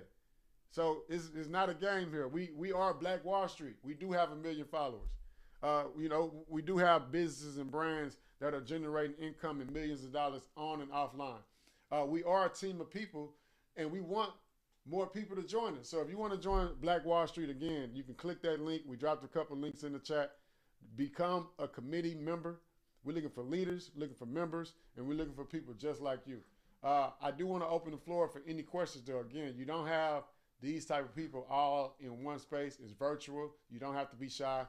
You can unmute your mic, share your screen, do whatever it is you want to do, or just drop your questions in the chat, and we'll open the floor before we part ways. So let's go. What y'all got for us, man? Stop share. Questions, comments, concerns. RIP to Michael 5,000 watts, man. RIP to Michael 5,000 watts, man. You know what I'm saying? Legend in the city. Legend in the city. I've been seeing that all over social media, man, that he passed away. And again, you want to do something to be remembered. He probably impacted a lot of people. He probably impacted quite a few of the artists out here in the city. And he's definitely going to be remembered. So you want to create to be great. Come on, questions, comments, concerns. Questions, comments, concerns. We'll be back next month in February, just in time for Black History Month. It's going down. We're going to have more information, way more energy. And again, we want to make sure that you prepare for this entire year. One of the things that I wanted to go over that I didn't go over today was the National Day calendar. Go to National Day calendar. See what holidays are coming up in February. Create those emails now. Create the marketing now. Here you go right here. I'm on my screen. I'm sharing my screen. National Day calendar. I'm going to January. No, it's February. I'm going to February. Let me go to February. February 1st is tomorrow, I think. Days. What days are in February? We know it's Black History Month, but what days are in February? We didn't know that February 1st was National Dark Chocolate Day, National Get Up Day, National Serpent Day. Let's see, National Freedom Day, second. Birthdays, National Tater Tot. Tater Tot Day, man. If I'm a restaurant and I sell tater tots, I'm celebrating National Tater Tot Day via email and text with my team. National Groundhog Day. That's a good one right there. We're going to let us know if we're going to have longer winter days or shorter winter days. National Women's Day, National Carrot Day, Sweater Day, National Sweater Day, y'all. There you go. You got an ugly sweater, you got a nice sweater. National Sweater Day is February 4th. That's February 4th. Who got a vacuum at the crib? I think is that National Creative Vacuum Day? That must be for an engineer or something. Somebody creating these days. These days were created. Every day that I'm going through right now was created. National Shower with a Friend Day. Who created this? I don't want to, hey, don't call me February 5th talking about, hey, what you doing tonight? You want to take a shower together. You know what I'm saying? You know what I'm saying? I don't know who created National Shower with a Friend Day for February 5th, but I think that's a unique day. And fellas, don't call me. You know what I'm talking about? Don't call me. You know what I'm saying? National Weather Person Day is also February 5th. National Chopsticks Day, February 6th. I don't know how to eat with all the chopsticks. I remember I went over there to China. All they had was chopsticks. I'm like, where are the forks? Where are the forks? National Chopstick Day is February 6th. National Frozen Yogurt Day. Where my red people? National Wear Red Day. The first Friday in February. These are national days that allow you to touch your customers, your client list, more than what you already are. So you're already thinking about Black Friday, Cyber Monday. You're already thinking about back to school. You're already thinking about prom and graduation like I am, because prom and graduation is coming every year. And it's February. Let me keep going through these days. National Ice Cream Day, National Periodic Table Day. I hate the periodic table, by the way. I think they had us learn this for absolutely no reason. I haven't used the periodic table since I got out of school, y'all. They had me studying the periodic table and memorizing it for no reason. I'm traumatized. I wish they could take it back. You know what I'm saying? I don't understand why they did it to us. National Pork Rind Day. Where my pork rind eaters? My mama used to eat pork rinds, man. February 8th is pork rind. Let's get to the other half. Oh, I see National Football. Let's say National Football Hangover. That must be right after the Super Bowl. That must be right after the Super Bowl. National Cheddar Day. National Tortellini Day. So many national days to choose from. And Valentine's Day, our favorite. Ladies, don't, you know, find you somebody, man. Fellas, find you somebody, man. It's Valentine's Day. You know what I'm saying? February 14th. National Organ Donor Day. I want y'all to know if I ever go to the hospital and the people come in there and I'm unconscious or something, they tell me, oh yeah, he an organ donor. Let's get his liver. They lying. I ain't signed nothing. I did not say they can get my kidney. I didn't say that they can take my pinky toe. I need all my limbs, all my organs. I'm not an organ donor. I've never signed up for anything. They trying to steal from me, man. They want my liver because they know this liver is $1 million liver. You know what I'm talking about? National Gumdrop Day. National President's Day. We got Pluto Day. I'm almost finished. February 17th. Let me see. Fat Tuesday. Shout out to all my Mardi Gras. I know some of y'all going out there to Mardi Gras, New Orleans, and you coming back with a lot of beads. I'm going to tell you, if you're married, do not go to Mardi Gras and come back with a lot of beads. Your husband going to want to know what you did to get the beads. You can't go to Mardi Gras if you in a relationship and come back home with a bunch of beads. We're going to know what you did for the really big beads and the little beads and the medium-sized beads, and we don't want you to get in trouble. National Pancake Day. National Pancake Day. I almost finished. National Wine Day. Let's get to the 28th. National Supermarket Day. Somebody mute that mic for me, man. National Margarita Day is February 22nd. National Tile Day, banana bread, tortilla chip. Again, I'm going to drop this link in the chat. And everybody, and let's not forget, this is the shortest day, the shortest month of the year. We're going to drop this link in the chat so y'all can go through this on your own time and actually take the time out and see what days on nationaldaycalendar.com emails you want to create, text blasts you want to create, and what sales you want to create around these days that are already created for you. And last but not least, remember, if you don't have a forecast in your industry, create one. Create one. If you don't have a forecast in your industry, create one. Again, open the floor. I want to fill in some of these blanks. Go over some of the things that I hadn't went over. But there you go. Any questions, comments, concerns? Let me see what we got. Hi, everyone. I'm Latrice Mills, chair of the Volunteering Community Outreach Committee with Black Wall Street. Shout out to Latrice. If you have any upcoming volunteer opportunities or community initiatives, meaning like if you got anything happening in your life, if you got a big event that's happening, an annual event, something where you need some assistance or you want some volunteers, any opportunities, please reach out and connect with us in the Black Wall Street Hub. We love to collaborate and continue building impact together. Shout out to Latrice. And then, let me see anybody else. Please mute your phones. Yes, please. So I have to tell them, mute your phones, man. You know what I'm saying? That's it. Mary, you want to close us out? Martell, you want to close us out? Anything y'all want to say before we close out? Because they ain't have no questions for us. Y'all must have did an amazing job, is what it sounds like. I made it to the church parking lot, which is right up the street. Who this talking about the church? Pray for us. Somebody pray for us. Who this talking about the church? Mr. Clem was standing over it, and I said to him, I said, I don't know why you're standing over it like that. He said, yeah, just walk over it. And the radio was open. Mr. I was standing in front of it. You know, like how you standing now. Yeah, Marcus, man, they did doing. Everyone did an amazing job, man. I did have a question. Hey. I didn't want to interrupt while you was going through the calendar. For the lawyer. I'm looking at you. You walking the. Hold on, Robert. Can somebody mute Poker, please? This what I went to the car for. Can somebody mute Poker? Anybody? Can we mute? I can't mute her. We can mute her. Let me see. Once the car done, once the bucket. There we go. Yeah, God. There we go, Robert. Go ahead, brother. Yes, sir. I wanted to get the information for the lawyer. Oh, yeah. For the copyright, because I did hear her go with the trademark, copyright, tagline, and all of that. And I wanted to get the contact information for her. And everyone did an amazing job on the call as well. And RIP, Michael Watts. Know what I'm saying? Hey, Robert, you gonna be in great hands with Mary, man.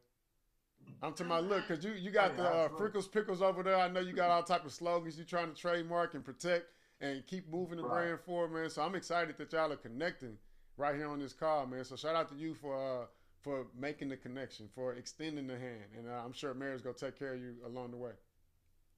Absolutely. Appreciate it. Yep, I just dropped my domain, thewallstreetlawyer.com. You can find me at thewallstreetlawyer.com or on social media. Nah, man, get his number. Y'all need to exchange numbers. We ain't doing it. Get straight to it, baby. You know what I'm saying? This man is a serious buyer. You a serious provider. We need to go and connect those dots. Absolutely. You ready? I can give you my contact and you can reach out to me. That'll be fine. Okay, or you can message that. I'll give you a call as soon as we get off this call. Okay. 1 second. Let me send it to you. Y'all don't be calling Robert trying to get free pickles and stuff. You know what I'm saying? I know he got a lot of pickles over there, Mr. Frickles Pickles. You know what I'm saying?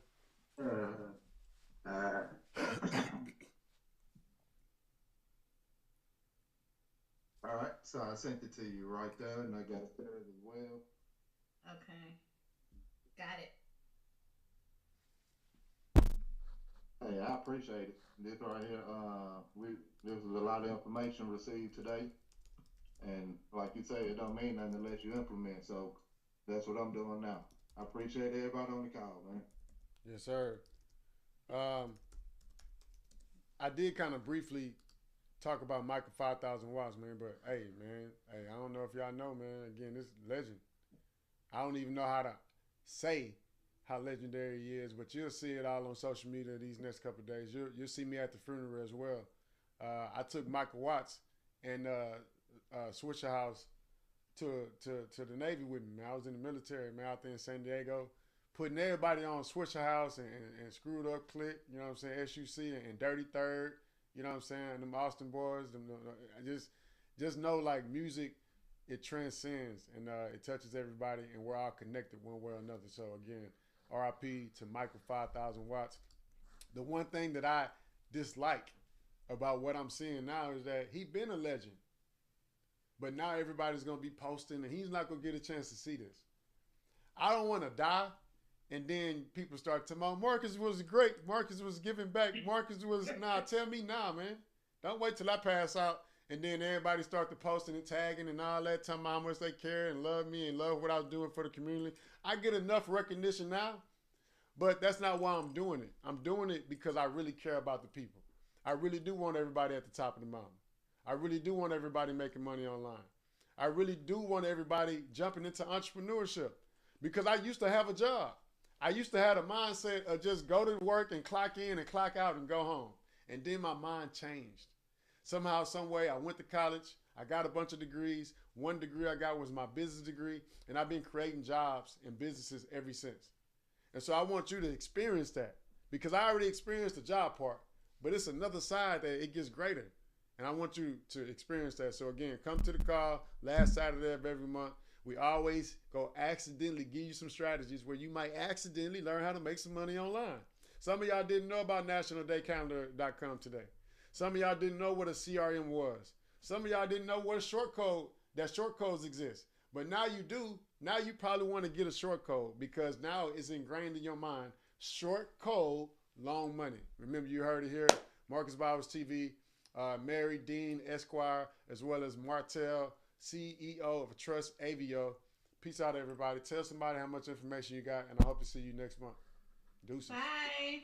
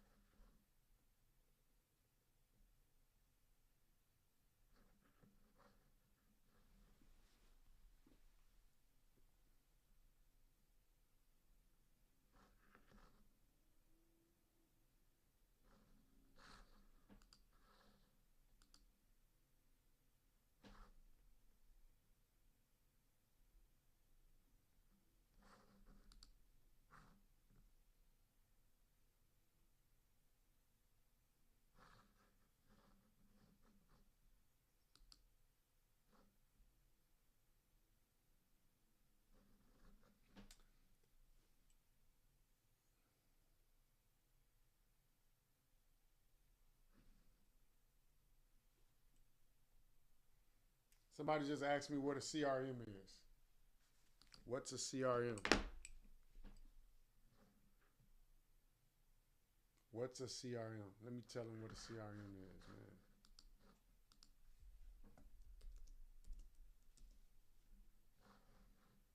Customer relationship management tool.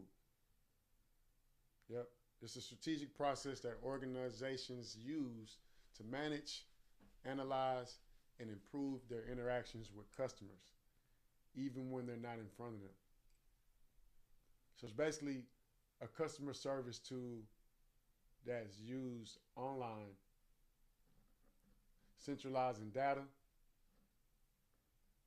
and services by providing a unified view of the customer. Customer Relationship Management Tool is what CRM stands for. Customer Relationship Management Tool. I always ask everybody in business, like, hey, what kind of CRM you use? And I can tell when a business owner is new in business, or if they're growing in business, or if they're going nowhere fast in business, just by the type of CRM that they have in the business. The type of CRM is going to determine the type of results you get. All the tools and the systems in your software stack is going to determine the type of results you get. What I consider a software stack is a stack of tools that you can use and take with you to just about any industry and make some money online or create a business or brand online or even on earth. But it's certain tools that you need for any business, whether it's Google, as an example, right? You need a Google account. You got to have a Gmail account. Got to. You got to have your social media handles. Got to have those. Can't not have those. You know what I'm saying? If you don't have those, then what? Then you want to claim your POS. You might need a POS system for checking out. You got to have one of those, a POS, a CRM, your social media. You might need a PayPal account. You might want to claim your PayPal account. You definitely want that. PayPal is important. Everybody rocking with PayPal, right? So let's go back to it. That's PayPal, Google. That's your social media. That's you need a CRM. What else you need in your software stack? Let's ask ChatGPT. What else might one need in their software stack? You know what I'm saying? Creating a business in today's digital landscape. What is necessary for the software stack?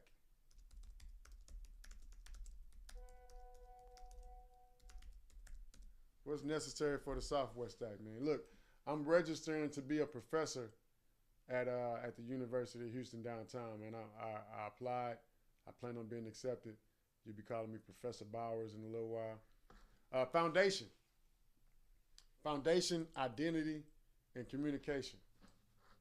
The only way to look legit in today's digital landscape, the only way to look trustworthy is to have a digital footprint. You got to have a digital footprint. You got to own your domain. You got to have a domain. And a domain isn't just a website. A domain is all your digital territory, not just the website. But you got to own all that. You got to claim all that in order to make the most money on earth and online. So again, a software stack, you got all your domain, right? Your email. You got to be able to email, not just Google, but you need an actual professional email like Outlook. You need a company handle. The team chat, Slack, WhatsApp. We use everything. Video meetings. That's a part of your Substack. That's a part of your software stack now. You got to meet virtually. So is it going to be Zoom, Google Meet, or something else, right? Skype, WhatsApp. How you going to meet during the video meetings? Password manager. What's going to be your password manager? You're going to need a file storage. It's going to be part of the stack. Where you going to file your storage? Google Drive, OneDrive. What's the other one? What's the other one that everybody be using, man? Dropbox. Google Drive, OneDrive, or Dropbox. Which one of those three are you going to add to your software stack? Everybody got them. Which one are you going to use? Everybody got an email platform, but which one are you going to use? website conversion layers, analytics. You need heat maps, Hotjar, Microsoft Clarity. What's another one? Crazy Egg. Crazy Egg. What about scheduling? You need something in your software stack for scheduling, if that's your industry. Calendly is one. Go High Level is another. And of course, you know, one of my favorite, you need a CRM, man. You got to have a CRM. Pick one. Pick one CRM, but don't stay there. Pick one CRM, but don't stay there. What do I mean by that? I mean that I actually have a lot of CRMs. So when a customer unsubscribes from one particular platform that I send the email from, because I have that customer on another CRM on another platform, they're unsubscribed from the platform, not from the business. They unsubscribe from the platform, that particular platform, not the whole brand. Because even though they unsubscribe from Go High Level, or they unsubscribe from Klaviyo, or they unsubscribe from Shopify, or they unsubscribe from SlickText, I still got them on the Clover POS system. If they unsubscribe from all that, I still got them on Typeform. Still got them on Jotform. Oh, that's another necessary software for your stack. How you gonna capture the leads? Typeform, Jotform. You know, how you gonna do surveys? And then your workflow automation. You got Zapier. For POS, you got Stripe, Square, PayPal, Zelle, Cash App, all that, right? Accounting. Most people use QuickBooks. QuickBooks. Invoicing and proposals. I like DocuSign. Inventory. You know, inventory. You need a software stack to run your business. When you think about marketing in your business, everybody using Canva. That's the one brand that everybody using today. They using other stuff too, but if you ask any entrepreneur, hey, what you doing to create your marketing and your flyers and your designs? I'm gonna say 7 out of 10 people go say Canva. What does that mean? That don't mean use Canva. That don't mean only use Canva. That means you need to go put some money in Canva too, probably in the stock market. You know what I'm saying? That means Canva is probably, matter of fact, let's go see what it's looking like. Let's go see what it's looking like, man. Charles, go check out my platform, man. We're going to see real time what Canva is looking like in the market. I bought some gold the other day. I did. I bought some gold the other day. Gold and silver. Gold and silver on them boys, man. That's what I consider shining on them boys. I bought a piece of gold and some silver yesterday in the stock market, and now I feel like I'm shining on them boys. You know what I'm saying? Let's see what this say.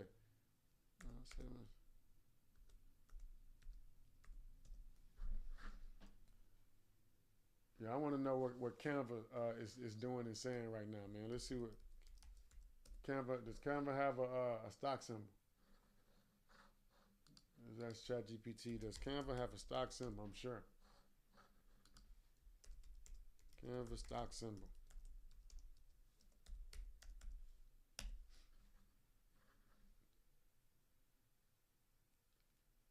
There's no publicly traded stock with the name Canva. Man, education LMS by infrastructure, private company owned by private equity, no stock symbol. Oh, it's private company. Never mind. Never mind. Don't go on the stock market and invest in none of these CVAS or CAN and all that, because it ain't Canva. It's something else. Canva is not a publicly traded company. They are private, and they making a lot of bread because everybody's using Canva. Editing. People using CapCut. Again, we talk about scheduling for social media, maybe. Buffer or Later. Linktree is one that everybody has links in their bio. You got Linktree. You got Beacon. You got, so many of these. Everything that I'm naming, these are tools that the billionaires are using right now to make $1 billion online. If you never heard of some of these tools that I'm talking about, it's because you're not trying to make $1 billion online. You're not trying to make $1 million online. You're not trying to make all the money you can make online. You're just making some of it. Customer support, reviews. You got to have a Google business profile, right? Project management, SOPs, everything. Notion. I love Notion. I use Google Docs a lot. Trello. Compliance. The minimal viable stack start today. If you want the leanest stack that works for most businesses, you're going to need a domain, business email, website, a CRM, payments, Stripe or Square, accounting, QuickBooks, design, Canva, automation, Zapier, project management. Number stacks, man. Number stacks, a software stack. Once you get your software stack, you can take it to any industry and win. I know I did it. Before 2020 COVID, I had one company. Before 2020 COVID, I had one company. Just She's Happy Hair. What is that? Here we go, right here. Only She's Happy Hair, man. That's all we had. You see the jersey? You know what I'm saying? You see the jersey, man? Just She's Happy Hair. That's all we had. But as soon as COVID started, instead of me sitting at home while the world was shut down and doing absolutely nothing, started creating. We got Life Likes Global. We got Hanging Gang. We got the Kolache Shack. We got Cinema Anywhere. We got Anything Cream.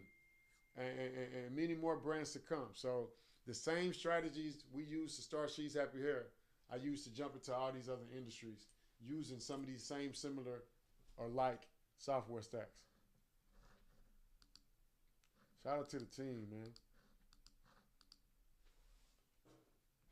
Let's see, man. Is there anything else I need before we hop up off of here, man? It's the last Saturday of the month. We had an amazing masterclass.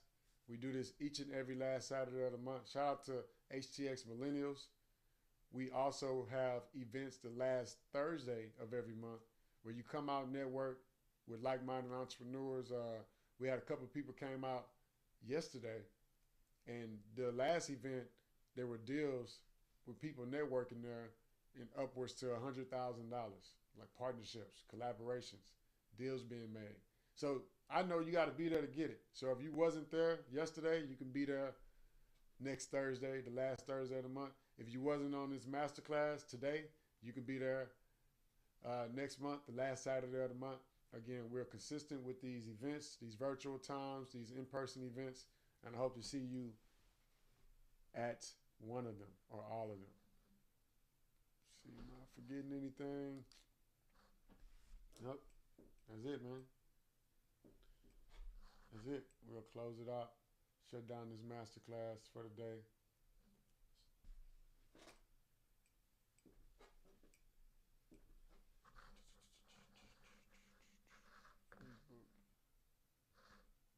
Customer relationship management tool.